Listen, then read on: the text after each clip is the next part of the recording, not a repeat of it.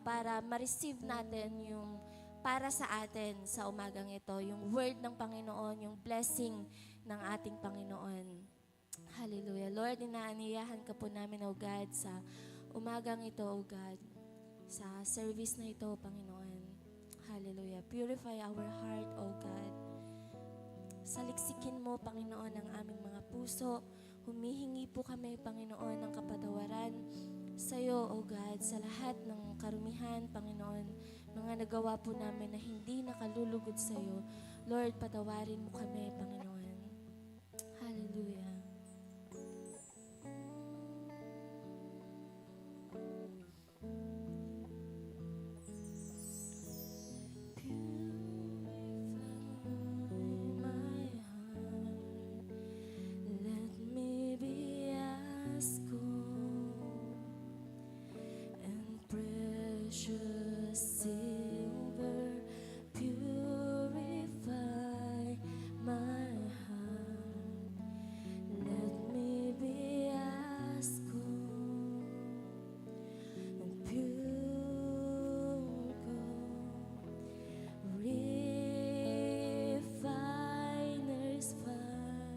Yes, Lord.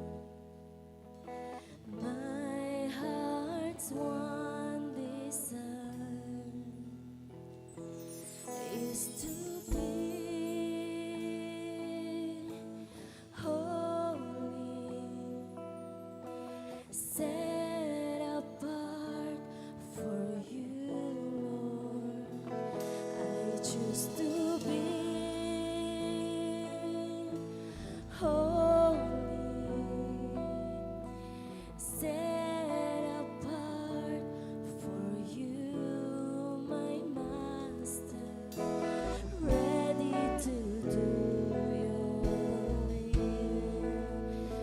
Sabihin po natin sa Panginoon. Purify my heart, cleanse me from within, and make me holy.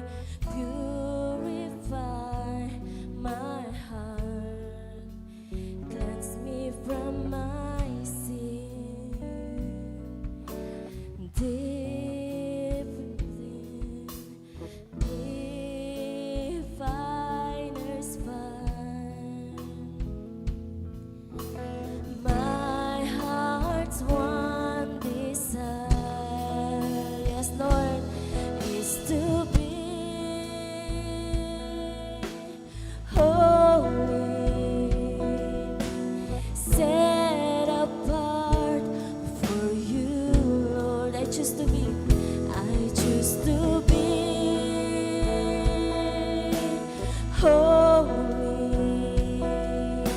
set apart for you, my Master, ready to do your will.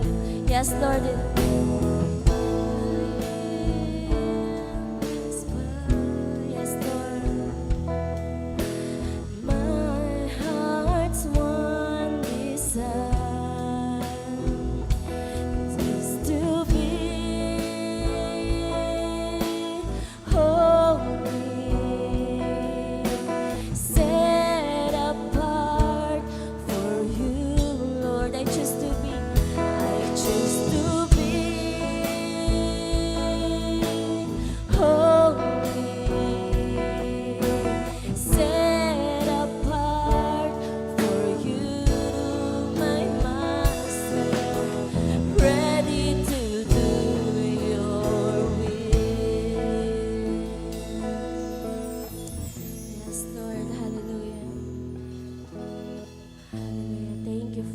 Sa oras na ito, Panginoon.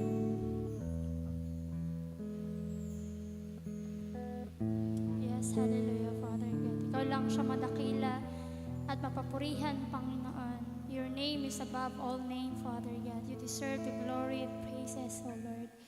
Sa oras pong ito, Panginoon, we admit, Panginoon, that without you we can do nothing.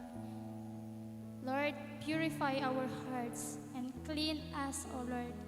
Create us a clean heart renew a right spirit within us, O Lord God.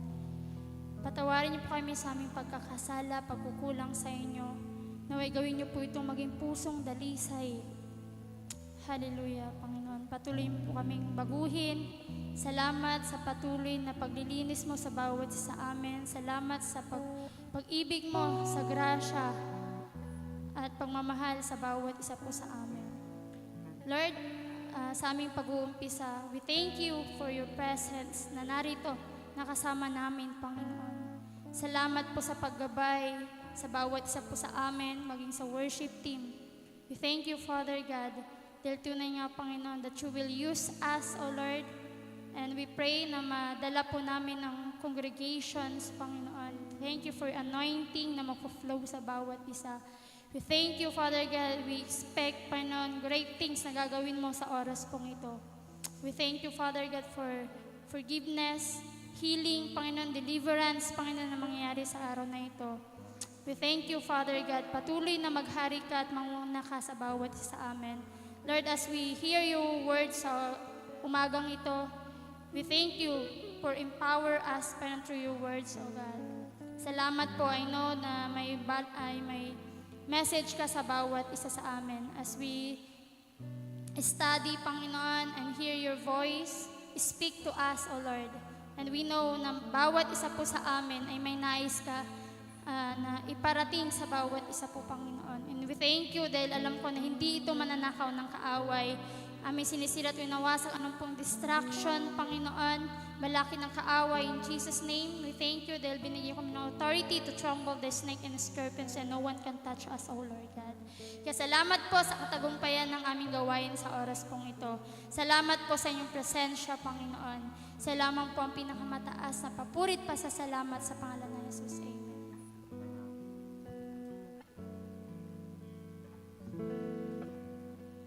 Buksan po natin ang ating Biblia sa Psalms 136.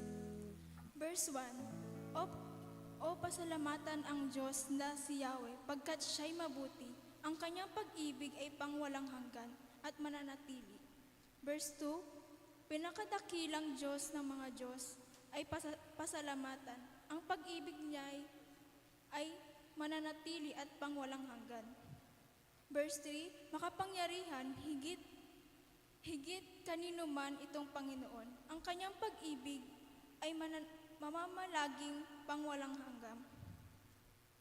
Dakilang himala at kababalaghan, tanging siya'y lamang ang makagagawa, pagkat ang pag-ibig niya ay walang hanggan.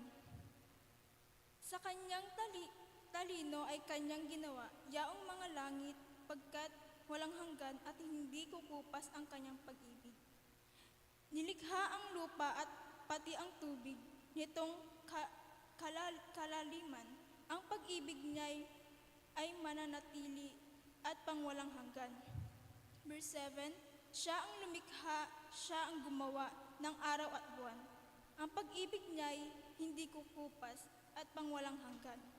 Verse 8, Nilikha ang araw upang siya'y tumanglaw sa buong maghapon. Ang kanyang pag-ibig ay mananatiling habang buhay. Verse 9, Ang buwan bituin ay kanyang nilikha, pamanglaw kung gabi. Ang kanyang pag-ibig ay pangwalang hanggan at mananatili. Verse 10, Ang mga panganay ng mga Egyptyo ay kanyang pinatay. Ang kanyang pag-ibig ay di kumukupas at pangwalang hanggan. Verse 11, Ang nasa Egyptong mga Israelita, siya ang naglabas. Ang kanyang pag-ibig ay mananatili at hindi kukupas. Verse 12, Ang ginamit niya mga kamay niyang makapangyarihan. Ginawa niya ito pagkat ang pag-ibig niya ay walang hanggan. Verse 13, Ang dagat ng tambo ng kanyang hinati at natuyong tunay. Ang kanyang pag-ibig ay hindi kukupas at pangwalang hanggan. Verse 14, Pinili niyang bayan ng Israel ay doon dumaan. Ang pag-ibig niya ay hindi kukupas at pangwalang hanggan. Verse 15, Ang hari Faraon at ang hukbo niya ay kanyang nilunod. Ang pag-ibig niya ay pangwalang hanggan, hindi matatapos. Ang mailabas niya, siya ang kasama habang nasa ilang. Ang kanyang pag-ibig ay mananatili at pangwalang hanggan. Verse 17, pinagpapatay niya yaong mga haring mga kapangyarihan. Ang pag-ibig niya ay mananatili at pangwalang hanggan. Verse 18, maging mga haring bantog noong una ay kanyang pinatay. Ang kanyang pag-ibig ay hindi kukupas at pangwalang hanggan. Verse 19, siya ang pumatay sa haring Amaryo, ang haring si Sihon. Ang kanyang pag-ibig ay mananatili sa habang panahon. Verse 20, siya rin ang pumatay sa bantog na si Uji, ang hari ng bansa. Ang kanyang pag-ibig ay hindi kukupas at pangwalang hanggan. Purihin po natin ang salita ng Panginoon. Amen! Hallelujah! Sabi doon, His love or mercy endures forever. Amen? Tunay ng pag-ibig po ng ating Diyos ay hindi nagbabago, hindi kumukupas at ito'y pangwalang hanggan. Amen po ba? Ngayon naman po, tayo po ay maghanap ng ating mga makakapareha sa Pray One Another at ganun din po sa mga nasa online. Ayan, hanapin po natin ang ating mga kapamilya dyan at magpanalanginan ho tayo. Praise the Lord.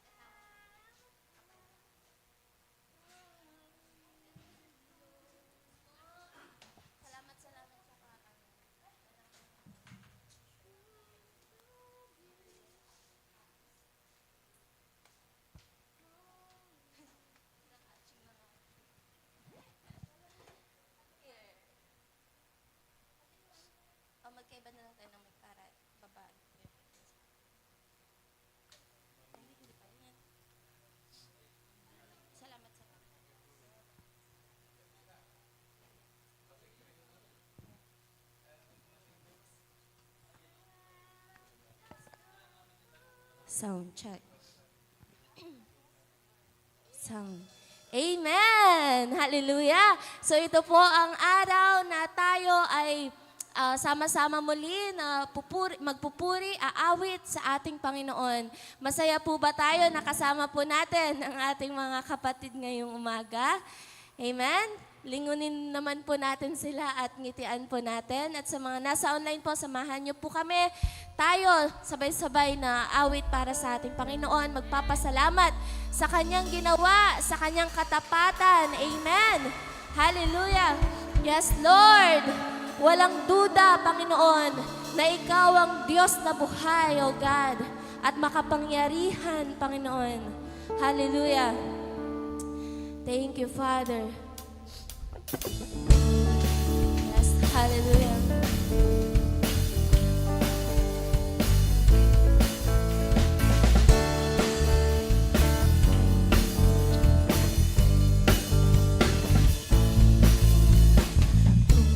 Aking mamasdan ang kalawakan, hindi ko maunawaan ang iyong dahilan kung bakit ako'y pinili mo tinalagaan.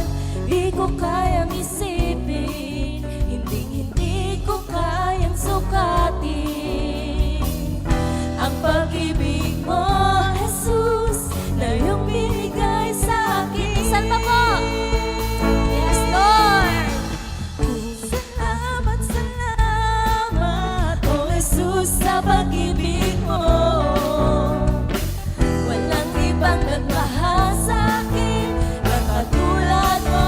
Salamat, Panginoon! Salamat, salamat, oh Jesus, sa pag-ibig mo. Ako'y magsasaya sa piling mo. Kung may pagsubok man, hallelujah, ikaw ang pagtitiwalaan namin, Panginoon. Kung may pagsubok man o kabiguan, ako ay may lalapitan. Ikaw, Jesus, sa aking sandigan, hindi mo ko pababayaan. Di ko kayang isipin, hindi ko kayang sasabihin ang pag-ibig mo, Jesus, na iyong binigay sa akin. Salamat, Panginoon. Salamat, salamat, oh Jesus, sa pag-ibig mo. Walang ibang nagmahal sa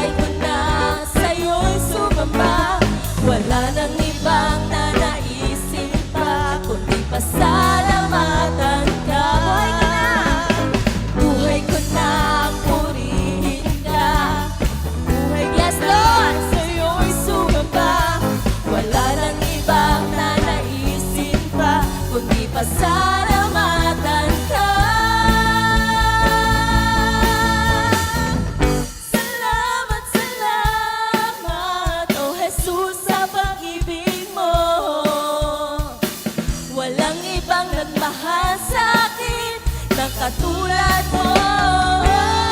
Yes, Lord! Salamat, salamat, O Jesus, sa pag-ibig mo. Ako'y magsasaya sa piling mo. Salamat, Panginoon! Salamat, salamat, O Jesus, sa pag-ibig mo. Walang ibang nagmahal sa akin ng katulad mo. Salamat, salamat, O Jesus, sa pag-ibig mo. Ako'y magsasaya sa piling mo. Isa pa po, pasalamatan natin ang Panginoon. Salamat, salamat, O Jesus, sa pag-ibig mo. Walang ibang nagmahal sa akin ng katulad mo. Salamat, salamat, O Jesus, sa pag-ibig mo. Ako'y magsasaya sa piling mo. Yes, Lord! Ako'y magsasaya. Ako'y magsasaya. Ako'y magsasaya sa piling mo. Yes, Lord! Oh, thank you, Father.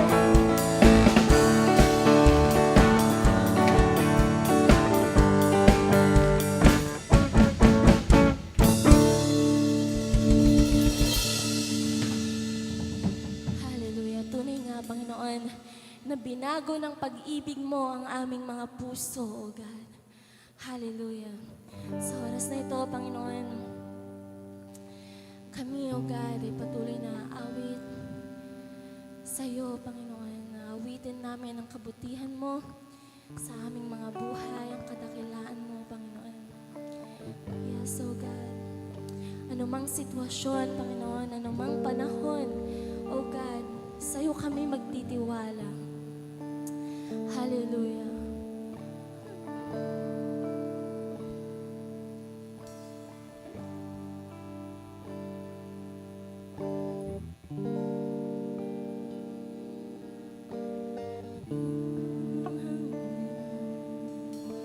Katapatan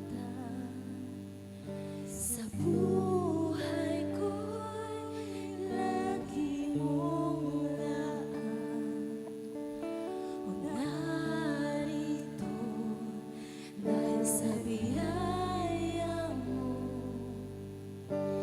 habang buhay magpupuri sa'yo.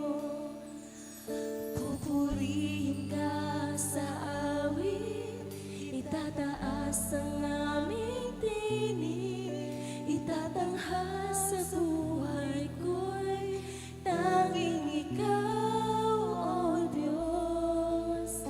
Higit pa sa kalangitan, ang iyong kaluwalhatian, kadakilan mo'y di mapapatayan.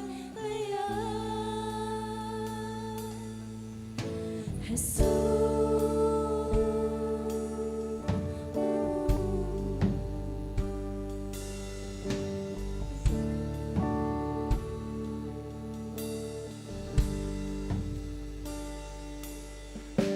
Walang hanggan, katapatan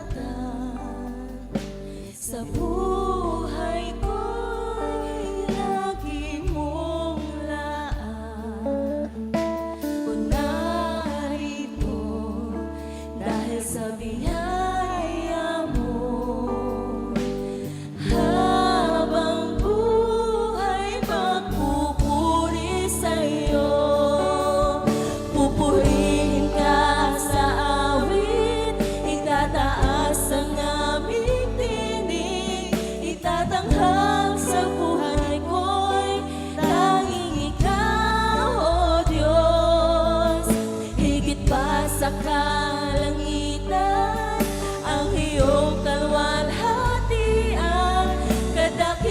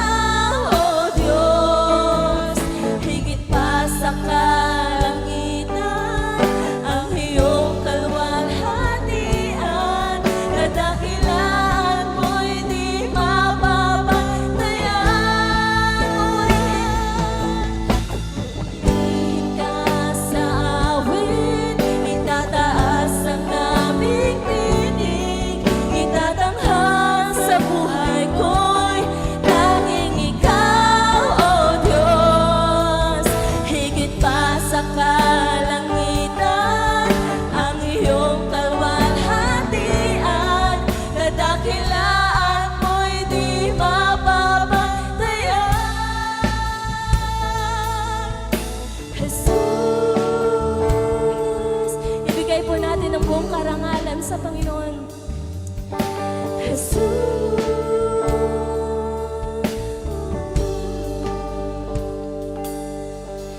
Jesus, sa'yo ang karangalan, kapangyarihan ngayon at magpakailanman. Jesus, sa'yo ang kapurihan, kalwalhatian ngayon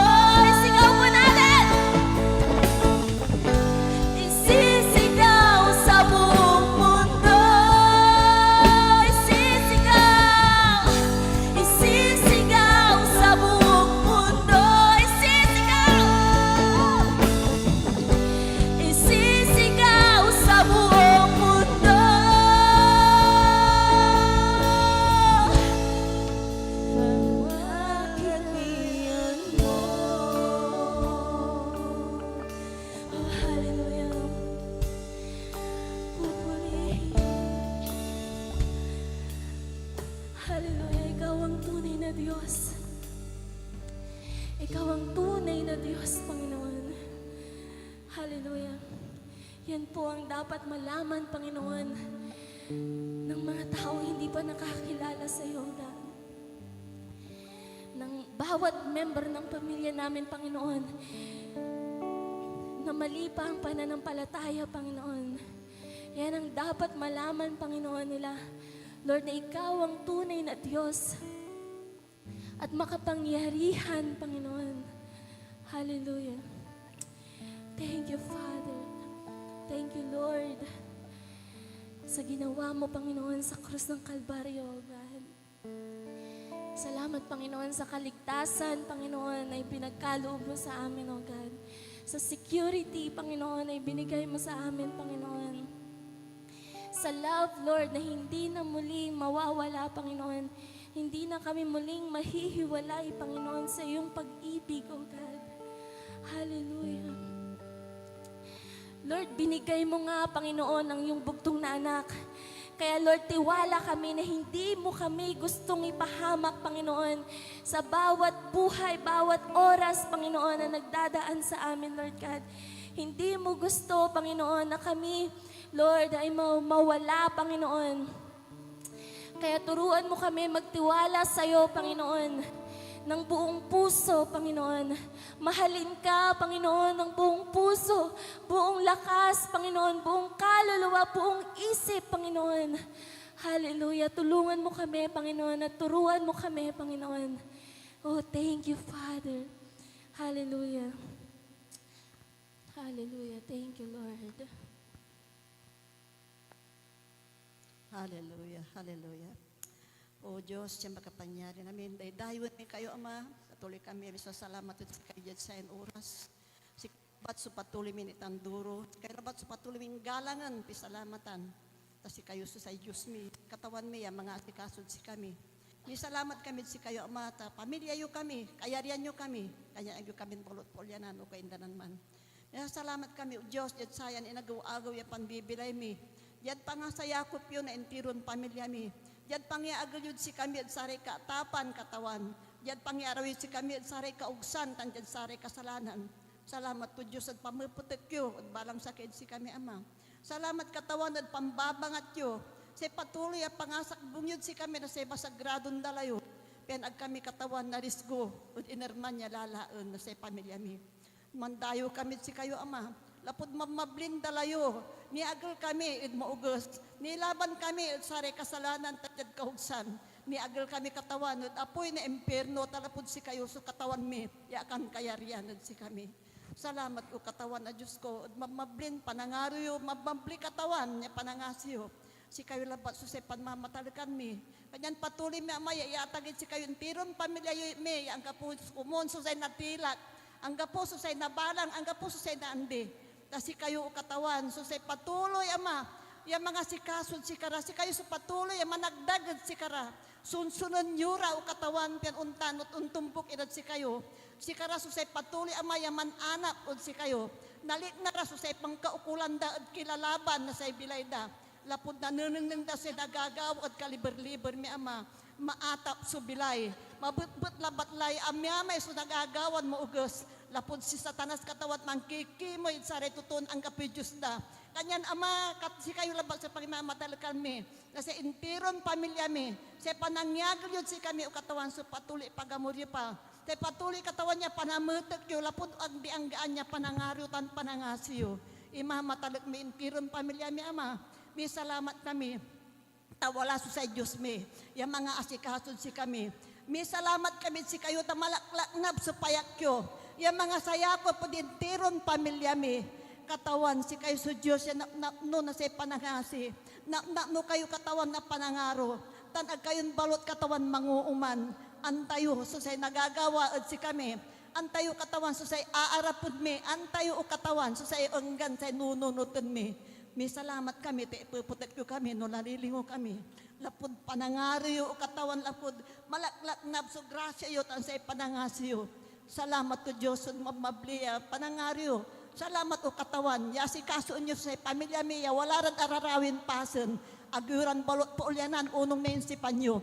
agyuran balot kaindanan katawan, no panim pangyagilyo ama, at kaanakanan Abraham, ang gaman niya si Lot katawan at walad lugar na saray totoo yung makasalanan. Balot na po pananisan ng Abraham, inyagilyo Lot katawan, kanyan siren, mamamatalit kami, yagyo kami balot po yan, agyung balot lingwanan, iray pamilya mi, walad nanduruman lugar. May salamat kami, O Diyos, na wala sa Diyos miya matuorad panangaro to, matuorad sa reformisa to. Kanyan may salamat kami si kayutan, mandayo kami patuloy, mampapaababa kami, mampapasayakop kami. O Diyos, yung makapanyari namin sa ikatawan min Hesus Kristo, yung agbalot manguuman. Dayo tanggalang parad si kayo katawan. Salamat at mamablin panangaryo. Diyan ngaran ni Hesus Kristo katawan mi. Amen and amen. Yes, Lord God. Hallelujah. Yes, oh, hallelujah, Jesus. Dakilang Diyos, sa pangalan ng aming Panginoong Kristo, sa oras na ito, Ama, akin pong idinudulog ang lahat ng mga ministry ng Christ Our Life, Panginoon. Lord, dalayan po namin ang ministry ng hallelujah, ng mga kabatbata, Panginoon, ng mga kibi-eskwela.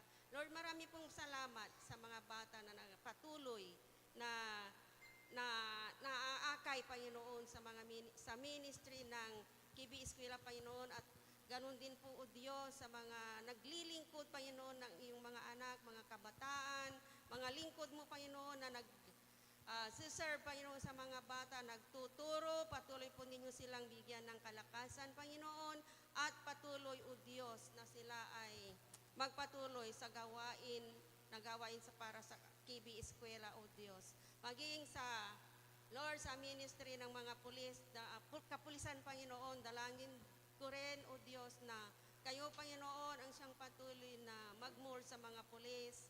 Lord God, mga pulis na tumanggap, mga dakila, Panginoon, na kayo, O Diyos, ang siyang maitaas sa kanila pong buhay, O Diyos, sa kanila pong mga pamilya, na kung anuman, Panginoon, ang mga natanggap nila, nakaturuan mula sa inyo, mula sa mga lingkod mo, Panginoon, ay iyon din, Panginoon, ang kanilang ituturo, ipamamahagi sa kanila pong pamilya at sa kanila pong kapwa-pulis, Panginoon. At ganoon din po, Panginoon, ang mga lingkod mo, O Diyos, mga pastor, pastora na nagpupunta doon upang turuan sila, patuloy din po ninyo silang bigyan ng karunungan at patuloy na bigyan ng kaalaman, Panginoon, at kalakasan para maipamahagi nila ang sapat na salita, Panginoon, na para sa kanila, O Diyos. Lord God, maraming salamat, O Diyos, maging ang mga pastor na naglilingkod po sa inyo, Lord, sa local man o saan man, lahat ng mga church, Panginoon, ay akin pong idinudulog para sa inyo, Panginoon, na patuloy po ninyo silang ingatan, gabayan, patnubayan sa kanilang paglakad, anuman sila mapunta. Patuloy po ninyo silang bigyan ng proteksyon, Ama, at patuloy na kayo, O Diyos, ang sa kanilang kasama. Dahil sabi mo nga, Panginoon, sa iyong salita na ang iyong mga lingkod ay hindi mo po pinababayaan, bagkus binibigyan po ninyo sila ng kalakasan. Lord God, maraming salamat, Panginoon, sa iyong kabutihan sa lahat ng mga ministry o naglilingkod, maging ang aming Senior Pastor. Lord God, hallelujah, patuloy din po ninyo silang ingatan, gabayan, patnubayan, Ama, sa lahat ng mga ministry na kanila pong mga hinahawakan, O Diyos.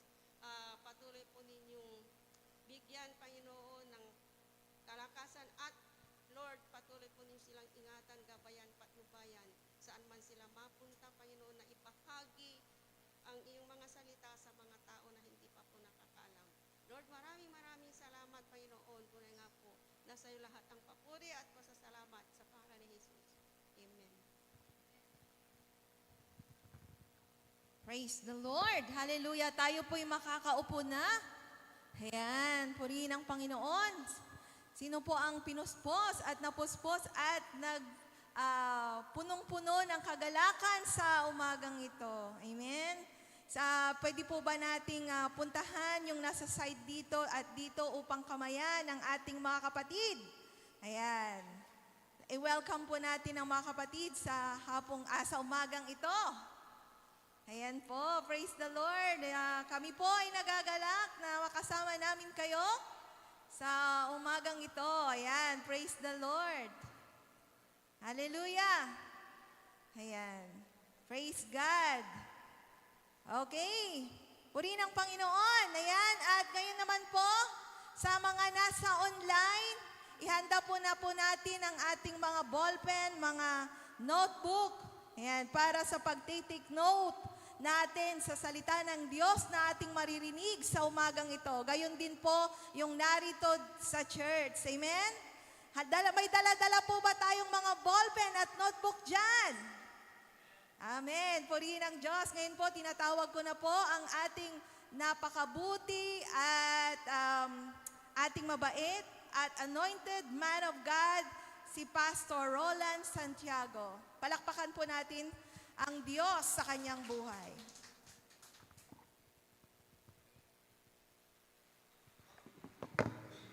Hindi pa naka-experience. Tapos 2 meals, tapos 3 meals. Ayan. O, tapos yung iba naman, medyo sanay na 1 meal, one day a week. Maganda yon, healthy na yon. Very healthy na yon. Sa spiritual at physical. Okay, ako ang tinatarget ko ngayon, ibinabalik namin yung panahon ng training namin, twice a week. Ibig sabihin, TTH, whole day, fasting, Tuesday and Thursday. Pero yung mga ibang, for example, yung ibang kasamang pastor, sa isang taon, nag-21 days sila sa January. Maraming trabaho sa January minsan, kaya ako hindi ko nagagawa yung 21 days. Hindi nyo nababalitan, simple mahirap i-announce yun, di ba? Maliban lang pag nagtuturo tayo ng fasting. Amen. At ang gusto lang namin sabihin ay, kaya namin nire-reveal na may nagpapasting sa mga CCP pastor kasi buhay pa naman. Ang connotation ng iba kasi pag magpasting ka, mamamatay ka, magkakasakit ka, that's not true. It's the other way around. Lalong buhay na buhay ka. Amen. Praise God. Sanay kami dyan, kaya may authority kami sa area na yan. Hindi lamang sa health purposes. Kasi masyadong mababa pag health lang. Dapat yung spiritual power and authority. Yung mga iba hindi tinatanggap ang fasting ngayon. Pero kami na mga alam namin ang benefit, spiritually speaking, okay, ay very useful sa amin. Hindi ito parang sukatan na mas mataas ang spirituality niya. Hindi yon. Ang spirituality nasa pagsunod sa salita ng Diyos. Amen ba? Yung fasting ay pag-conquer sa sarili. Amen? Praise God. Kasi ang unang kalaban natin, ang unang i-conquer natin bago ang kaaway ay ang ating mga sarili. Yan yung self-discipline. Praise God. Sa mga nagpa-practice ng self-discipline, purihin ang Panginoon. Pero ngayon ay napakaganda ng aking isi-share sa inyo. I don't know kung matapos ko rin ito, it will be series. Pero ito yung parang pinakabuod muna, yung capsule niya. Tapos yung mga ibibigay ko sa inyo. The Mysteries of God's Kingdom. Brother, nandun yan. I-type mo sa search ng G7 Blogspot, Mysteries. Hindi mystery, Mysteries. Pag click mo yun, nasa second siya. Ibaba mo lang, baba, Mysteries. Ang title niya ay Mysteries of God's Kingdom. Okay. Hidden but not concealed forever. So, kanina nabasa ko kasi off mo lang ang cellphone. Kaya, pero, pagdating ng araw, kasi ang reason siguro, okay, para hindi kayo ma-divert sa iba. Sa akin, okay lang ang cellphone pag yung sinasabi ko ay tinitignan ninyo. For example, ngayon, ilabas mo ngayon kung nasaan tayo doon sa G7 Blogspot. Akin yan. Lahat ng nilalagay ko dyan ay about teaching ay sa akin. Pero yung mga iba dyan ay link lang siya. Pakihanap mo, brother, Mysteries of God's Kingdom. Ano ang Mysteries of God's Kingdom? Kay mga misteryo sa kaharian ng Diyos. Ibig bang sabihin ay mahirap alamin? Hindi yun ang meaning ng mystery. Ang mystery ay mga bagay na inilatag ng Diyos, pero mahirap intindihin ng tao. Pero hindi ito ibig sabihin na unknowable or you cannot discover. No. Hindi concealed forever. Okay. At ang makita na dyan, nandiyan ba yan? Okay. So, ang mystery ng kaharian ng Diyos ay sinabi ng Panginoon sa mga disciples. Okay, why do you, ang tanong nila kay Jesus, why do you speak in parables? Nabasa niyo na yun? Isinare ko na ito noon eh. Ito lang verse na ito. Sabi niya, so that the others will hear but cannot understand. Others will have their eyes but they cannot see. Ngayon, nakapagtataka, di ba supposed to be, ang preaching, dapat maintindihan ng mga tao. Tama ba? Bakit itinatago niya? So kung ino-observe mo yun, supposed to be ang gospel o ang word of God o ang tungkol sa kaharian ay nalalaman ng tao. Pero dito, so possible ba na ikaw ay nangangaral pero hindi naintindihan ng tao? Number one, either hindi maganda ang paglalatag ng salita ng Diyos o pagtuturo kaya hindi nila naintindihan. Number two naman, kung ang problema wala sa preacher at talagang pinaghahanda ng preacher, hindi pa rin naintindihan, alright? Yan ang problema ay dahil hindi intentional yung pakikinig ng tao. Pangatlo, maliwanag na intindihan yung lalagyan. Lalagyan means the instrument or the delivery. Okay? Maliwanag ang pagkalatag. At sa mga nakikinig, ay maliwanag din. Pero hindi pa rin nila naintindihan ang meaning. For example, I'll give example. Si Nicodemo, pumunta sa Panginoon Kristo sa gabi. Di ba? Ang sabi niya ay, Teacher, I know that you are from God. John chapter 3 yan, yung encounter ni Nicodemo at sa ang ating Panginoon Kristo. I know that you are a teacher that came from God. Pero gabi siya pumunta kasi ayaw niyang ma-bash ng kanyang mga ibang kasama. Kung may Facebook na noon, global ang bashing kay Nicodemo, di ba? Kaya gabi siya pumunta. Okay. At ang sabi niya, paano ang isang tao ay makapasok sa kaharian ng Diyos? Ang sabi ng Panginoon, maliban ang isang tao maipanganak na muli, alright, hindi ka makakapasok. Okay, dalawa yon. You cannot understand or you cannot enter, okay, the kingdom of God. So, si Nicodemo, naintindihan niya yung discourse, yung pagpapaliwanag ng Panginoon, na maipanganak na muli. The basic communication na ginamit nila, hindi translation, talagang yung salita nila. Pero hindi niya naintindihan ang meaning. Sabi niya, paano ang isang tao matanda na ay maipanganak na muli? At naintindihan niya ang discussion kasi sabi niya, babalik ba siya sa tiyan ng kanyang ina? Matanda na siya, malaki na, babalik ba siya sa tiyan ng kanyang ina at siya maipanganak na muli? Now, with God, nothing is impossible. Pwede yun kung lulubin ng Diyos. Pero mahirap imagine, di ba? Ma-imagine, yung malaking tao ay babalik sa sinapupun ng kanyang ina. Either siya ay lumiit ulit, either siya ay parang wala, you cannot grasp. But with God, nothing is impossible. And kayang gawin ng Diyos yun. Sa totoo lang. Pero hindi yun ang ibig sabihin ng Panginoon. That's the meaning. Tama? Okay. Ang ginamit na word ay you must be born above or anaden sa Greek. You must be born above. You must be born into the kingdom of God. Nagkataon na ang word na again, noong unang panahon, ay dalawang salita yan sa Greek. Yung anaden at saka palen. Okay? Yung anaden means above at yung palen means repetition, again.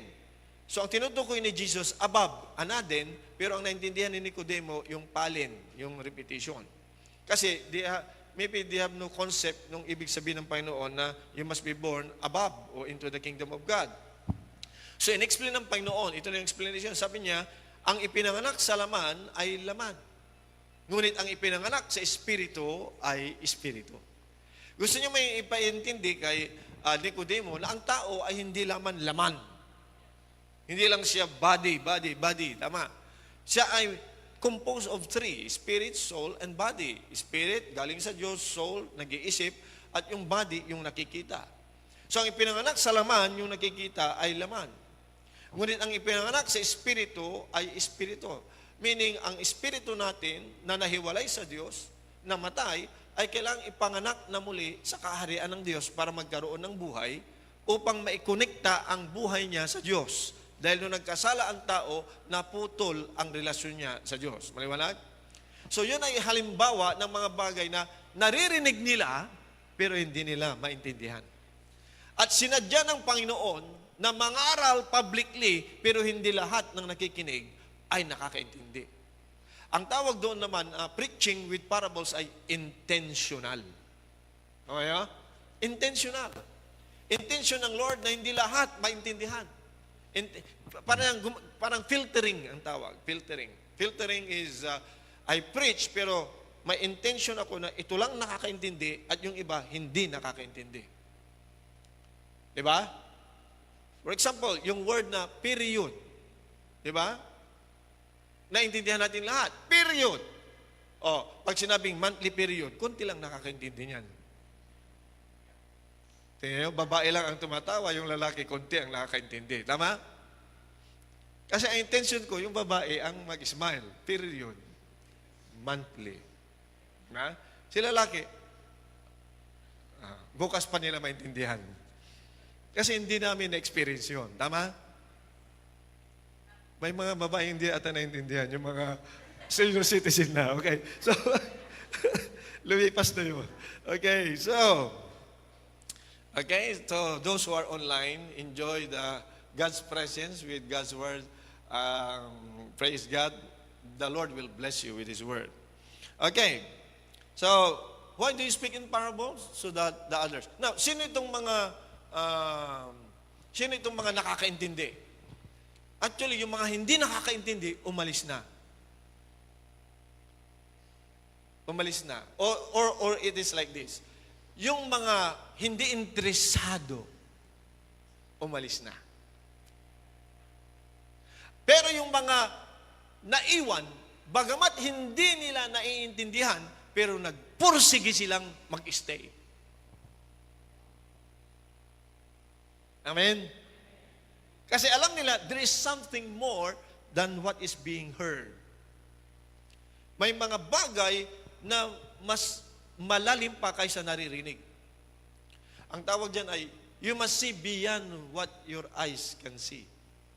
Dapat tumingin ka, makita mo ang mga bagay na higit pa sa nakikita ng mata. Amen. So yung mga tao na naiwan, okay, ay possible, hindi rin nila naintindihan yung parable. Kasi tinanong nila, what is the meaning of the parable? Aya? Okay. Pero ang kaibahan nila, doon sa mga umalis na, yung iba, walang oras. Walang oras to wait upon the Lord. Walang oras na to seek the meaning or to seek the kingdom of God. Walang ipinag-iba yan sa panahon natin ngayon. Yung mga walang oras sa Diyos, hindi talaga makakaintindi. Amen. Pero yung magbibigay ng oras at panahon sa Lord, yun ang makakaintindi. Kaya sinabi ng Panginoon, the mysteries of the kingdom belongs to you. So it's not about social class, not because mayroong ito, mahirap, kayo nakakaintindi, yung mayaman, wala. Hindi yun. It's not about laman ng pera sa bulsa. Yung mga may pera, nakakaintindi. Yung walang pera, wala kayong maintindihan. No. It's not about laman ng tiyan, yung mga busog, maintindihan ninyo. Yung mga gutom, wala kayong maintindihan. No. It's not about it's actually about your interest to the Word of God. Sa una, maaaring mahirap intindihin, but when you stay and learn the meaning, you seek the kingdom of God, at seeking requires time. Amen. Ang seeking, ang paghahanap, it requires your interest, it requires the focus, your focus, and the highest na attention to the Word of God. Amen po ba? Praise the Lord. Proverbs chapter 25 verse 2. Yan natin. Gusto kong lagyan ng title ito na iba, na ang title ay Practicing Your Kingship. Diyan tatanungin kita, if I speak of kingship biblically, nalulugi ba ang babae? Hindi naman, no? Ano ang understanding nyo? Kasama kayo? Okay, good. Kasi kanina gusto kong tanungin sa iyo nung kita nawala ka bigla eh. Okay. Kasi baka mamaya, for example, when I'm preaching about Genesis chapter 1 verse 26 at saka 27, Genesis chapter 1, and God created man in His own image and likeness, baka yung mga ibang babae nag-isip, bakit lalaki lang? Di ba? So, may mga kasi sa Amerika nag-i-issue ng ganyan. Ini-issue nila yung bakit daw masyadong pabor sa lalaki ang Bible. Okay, pero hindi nila maintindihan na ang Bible ay mayroong sariling dictionary. Okay? So God created man in His own image and likeness. He created them male and female. So ang ibig sabihin ng man doon is mankind. Okay? It speaks of mankind. At ang mankind, o sa Tagalog, good translation, ang Diyos lumikha ng tao. So, hindi lalaki ang unang sinabi niya. Tao. Okay. At create niya ang tao, lalaki at babae. Amen ba? Okay. Sa English, medyo limited. No? Okay. So, bagamat it's a form of communication, ay limited. Proverbs chapter 25, verse 2. Tingnan nyo. Ang nakasulat. It is the glory of God to conceal a thing. Okay? Kalawalhatian ng Diyos ng isang bagay nakatago. Kasi kung ang isang bagay na sinabi ng Diyos, ang dali mong intindihin, tao lang yung nagsalita. Tama? Pero pag may sinabi, malalim, hindi ibig sabihin na Diyos na siya kasi may mga malalalim magsalita pero hindi talaga maintindihan. Tao pa rin, pero magulo. Pero sa Diyos, alright, it is the glory of God to conceal a thing, but the honor of kings, okay, that includes you and me. The honor of kings is to search out the matter. Meaning, ang honor, ang value, or katalinuhan, or definition ng pagiging hari, ang tunay na hari, nag-exercise ng kingship, ay marunong siyang umintindi, gagawin niya ang lahat ng paraan na malaman ang tunay na meaning ng mensahe. Kaya, yung mga naiwan na yon, they are kingly in character because they want to know the matter. Nandun na ang teacher, di ba? Pero finilter ng Panginoon using parables para umalis na, sayang ang laway niya sa mga taong iyon. Hindi naman interesado. Di ba? At yung mga naiwan, pinuri niya. It is the will of God for you to know the mysteries. The mystery of the kingdom belongs to you. Amen ba? Sino? Sa mga taong interesado, sa mga taong may time, sa mga taong naglalaan ng oras at panahon para sa kaharian ng Diyos. To understand the matter. So, lahat tayo na umaattend ng Sunday service, umaattend ng life group. Kung wala pa kayong life group, find your life group. Pwedeng mag-form ulit. Let's start the G7. Alright? Yung iba, naka-form na ng G7. Nakikita ko na sa Facebook. Mayroon ng reporting.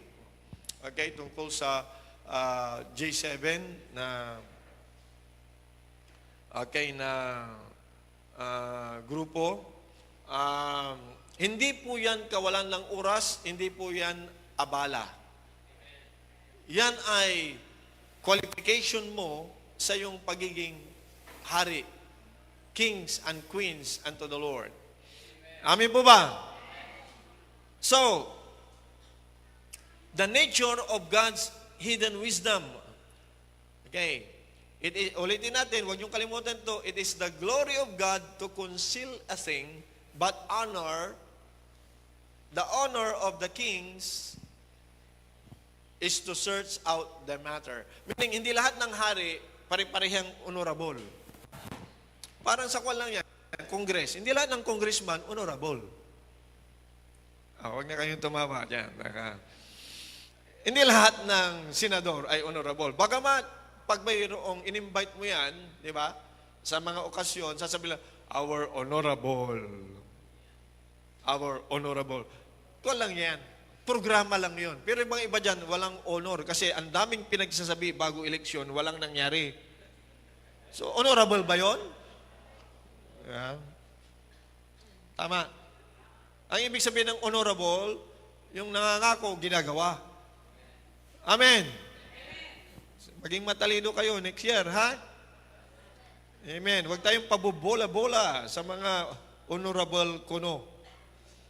Pero, ang isang anak ng Diyos, ang Kristiyano, ay meron tayong kingship. We are actually the called kings dito sa Bible.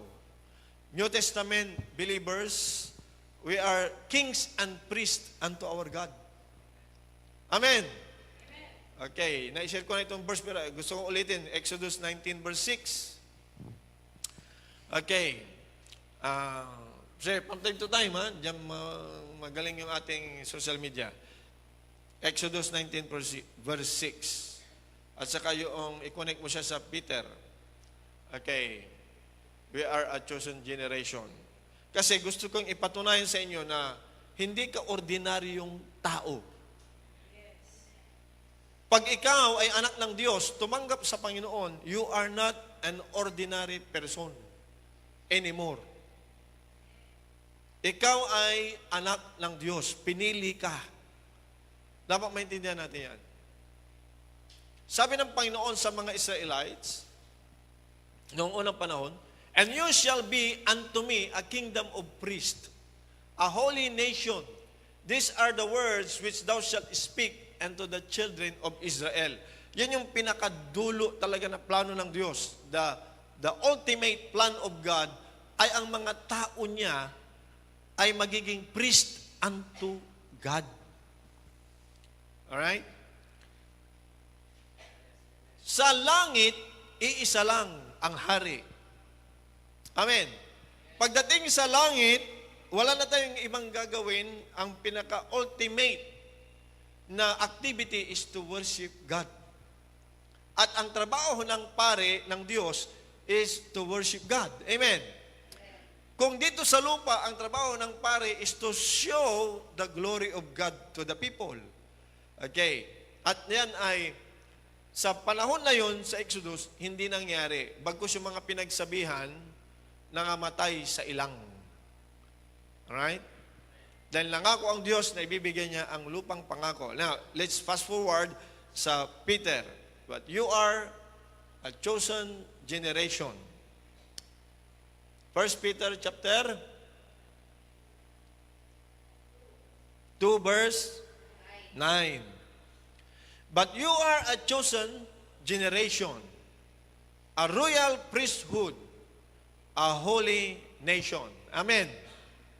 A peculiar people, that you should show forth the praises of Him who hath called you out of darkness into His marvelous light. Amen ba? Okay. Now, itong kings and priests ay makikita sa Old Testament. Pero very crude. Hindi perfect.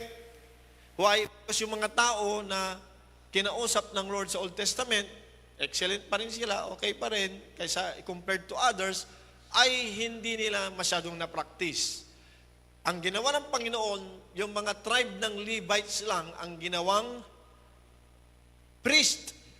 At ang mga binigyan niya sila by their request ng mga kings.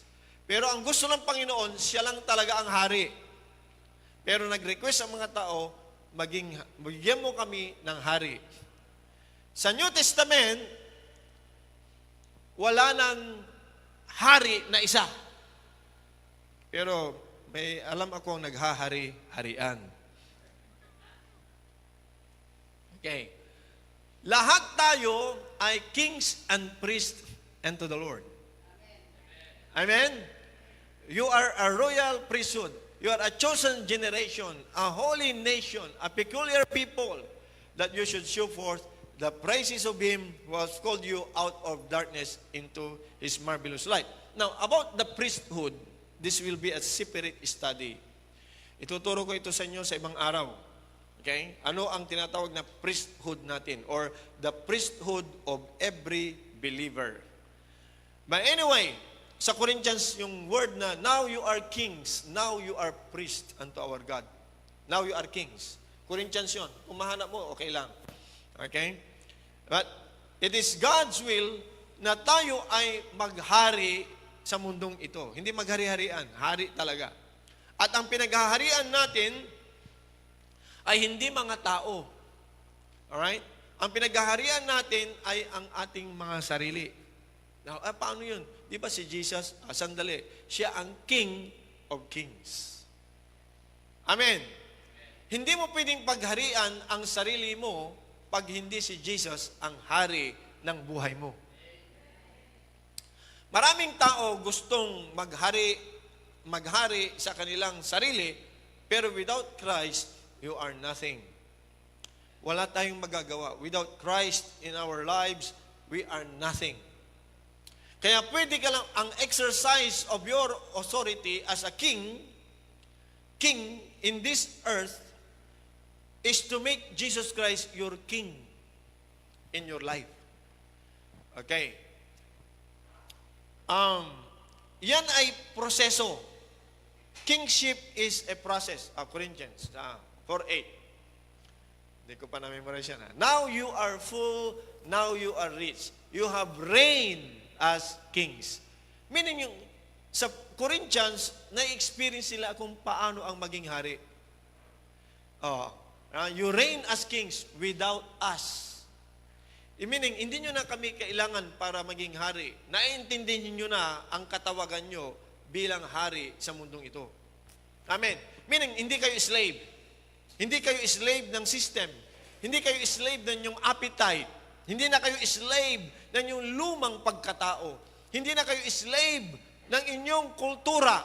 Hindi na kayo slave ng inyong mga tradisyon. Hindi na kayo slave ng mga maling katuruan. Now you are kings. Amen. And I would to God you did reign, that we also might reign with you. So the goal ng Panginoon sa bawat isa sa atin is that kung tayo ay lalakad sa Espiritu ng Panginoon, tayo ay mamumuhay bilang hari sa buhay na ito. Amen po ba?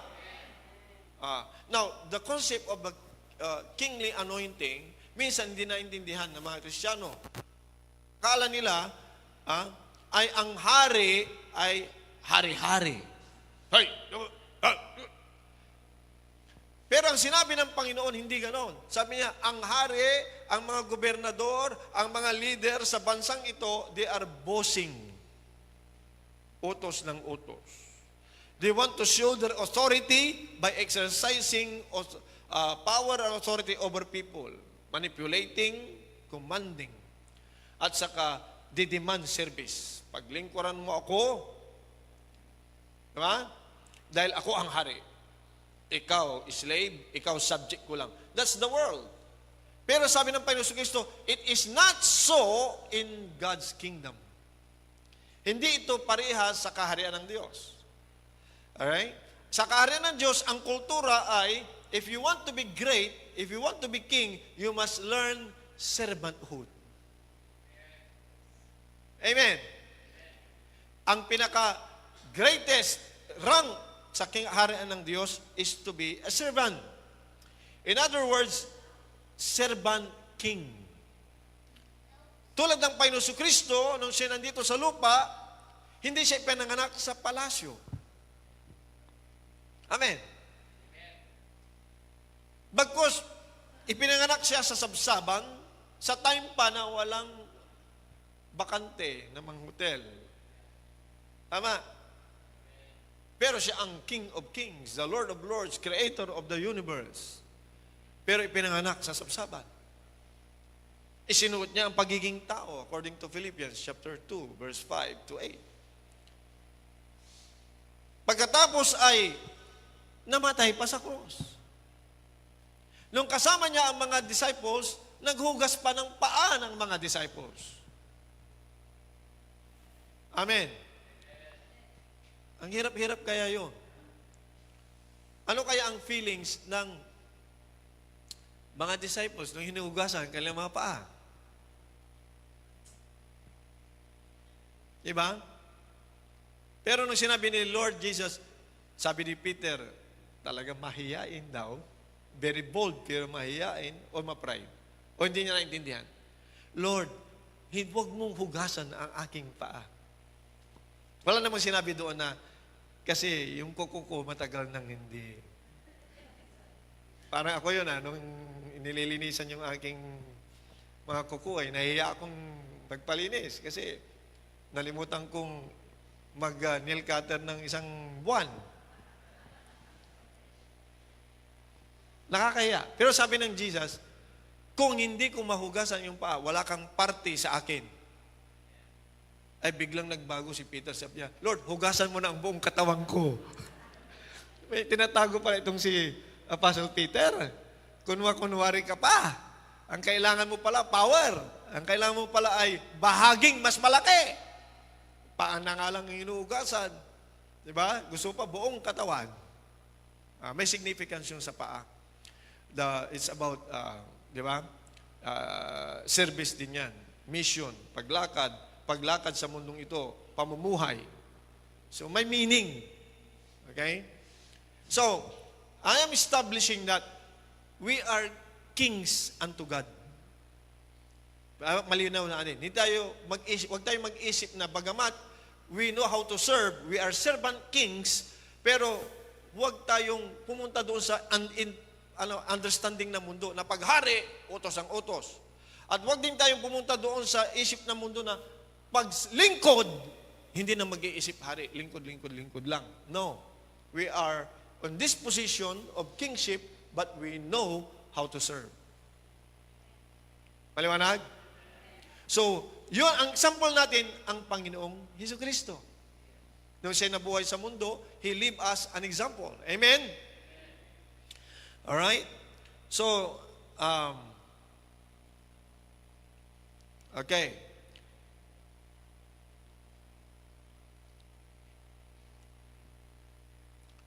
Dito sa pagiging hari, hindi ka ordinaryong hari na katulad ng mga taga-mundo. That's the thing that I need to establish again. Huwag tayong maghari-harian dahil ang pagiging hari natin, pattern sa Panginoong Jesucristo. At huwag tayong sobrang utak alipin na hindi mo naiintindihan ang pagiging hari mo. Maliwanag ba?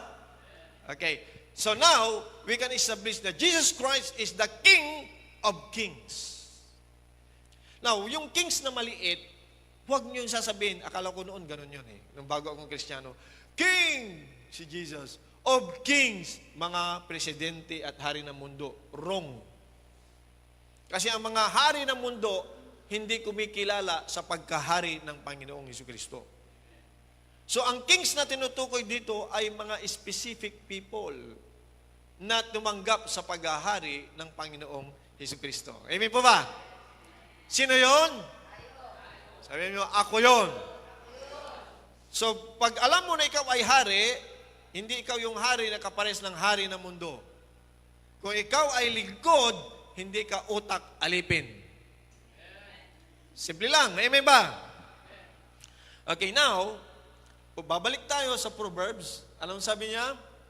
It is the glory of God to conceal a thing, but it is an honor for kings to search for the matter. Amen! So, kung gusto mo, ikaw ay hari ng Diyos, meaning you are a king under His kingship, at gusto mong tumaas ang iyong antas, gusto mong tumaas ang iyong honor, gusto mong tumaas ang iyong pagkakilala sa iyo bilang hari, You must know, search the matter na sinasabi ng Diyos. Yung mga salita niya na hindi maintindihan talaga ng ordinaryong tao, ay dapat naiintindihan mo. And every time you grow, step by step, to know more of these revelations or kapahayagan or illumination, call it you may, as you want to, alright? Ang ibig sabihin niyan, tumataas yung honor. Tama ba? Not because you demand honor, oy, pastor ako, spituin niyo ako. So what? Ano yung alam mo sa salita ng Diyos? Nakuha niyo? So it's not about the title na pastor o bishop, kaya nire-respeto ang tao. Ang nire-respeto sa isang hari ng Diyos, at that includes you and me, hindi lang pastor or bishop, ay yung pagkakaalam mo, ang iyong pagkakakilala, ang iyong karunungan na galing sa Diyos. Ako, I respect people. Kahit na taga-barangay dyan, na hindi nag-aral sa college, pero malalim sa salita ng Diyos. Naintindihan niya at ginagawa niya. I salute these people. I respect people who understand the word and apply it sa buhay nila at disiplinado sila. At ang tatanungin mo, bakit ganyan ang buhay mo? Kasi sinabi ng salita ng Diyos. I respect these people. They are kings. They reign as kings. Amen. Praise God. So, ang sukatan natin ay yung for honor. Ang honor naman, hindi yung, oy, hindi mo nakikita ang honor ko, yung kaalaman ko. No, it's not about that. Ang liwanag ay nakikita ng tao yan kahit hindi mo sabihin. Amen ba? Alam ng tao, makikita nila, mararamdaman nila. Okay.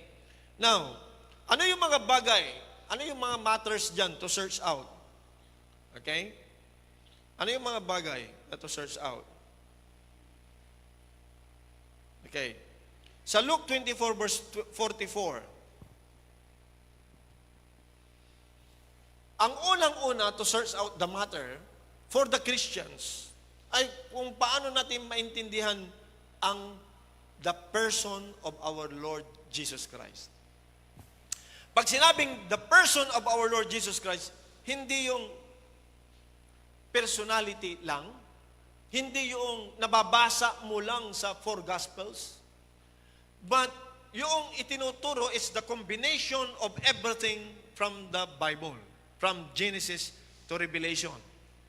May tinatawag kami ng mga nag-aral tungkol sa ganyang subject na ang Bible ay Christo-centric. Meaning, ang bawat Bible ay nagsasalita patungkol sa Panginoong Jesucristo. Pero yung mga iba nag-aral, hindi nila makita si Kristo doon, ang Panginoong Jesucristo. Wala namang Jesus Christ sa Genesis. Wala namang Jesus Christ sa Exodus. Ito niya? Hindi lang maintindihan. The natural mind cannot understand the things of the Spirit because they are foolishness unto Him. Pero kung ipapaliwanag yan ng mga nag-aral talaga according to the Word and by the power of the Holy Spirit, nandoon si Jesus sa Exodus. Nandoon siya sa Genesis. Amen. May tinatawag na pre-existing form ang Panginoong Jesucristo. Hindi siya Panginoong Jesucristo nung ipinanganak siya naging Jesus Christ. No. Siya, sabi niya, before Abraham was, I am. So hindi maintindihan ng mga Pariseo. So maraming Pariseo sa panahon ngayon. Tama? Nag-aaral ng Bible but they don't understand. They have eyes, but they cannot see. They have ears, but they cannot hear. Sabi ng Panginoon Jesucristo, He said to them, this is what I told you while I was still with you. Everything must be fulfilled that is written about me in the law of Moses. Torah. Sabi ng iba, Torah. He said to them, this is what I told you, di ba? Ito yung sinasabi ko sa inyo nung kasama niyo pa ako. This was actually after the resurrection. Everything must be fulfilled, meaning na iprophesy na ang tema ng Torah ay ang Panginoong Jesucristo. Amen. I'll give you example. Yung bato na pinupok ni Moses, it represents Christ. Amen. The prophets, so hindi lang the law of Moses, the prophets. Meaning major prophets at saka minor prophets. Hindi po rangko yun. Yung haba lang ng sinulat. And then, and the Psalms.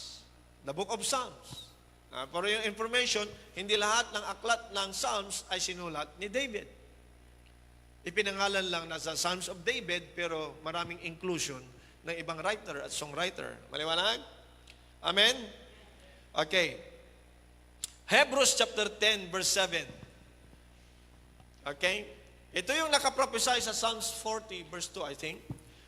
Hindi ko masyadong maalala, pero ang sabi niya, Then said I, Lo, I come in the volume of the book that is written of me to do thy will, O God. So, anong ibig sabihin ng volume of books? Lahat ng sinulat ng mga propeta, minor prophets, major prophets, book of Moses, right? Ay tinutukoy niya si Jesus. Dumating ang Panginoon Kristo because of this, of the volume of the books. Ito yung maraming librong sinulat, pinuprove niya na ako ang Misaya, na ako yung darating. Amen ba? Kaya huwag kayong mapagod, manghina, tinatamad magbasa ng Old Testament. Kasi nandyan ang Panginoon Kristo. Kung ang pagkakilala nyo lang sa Panginoon ay sa New Testament, masyadong kulang-kulang pa yan.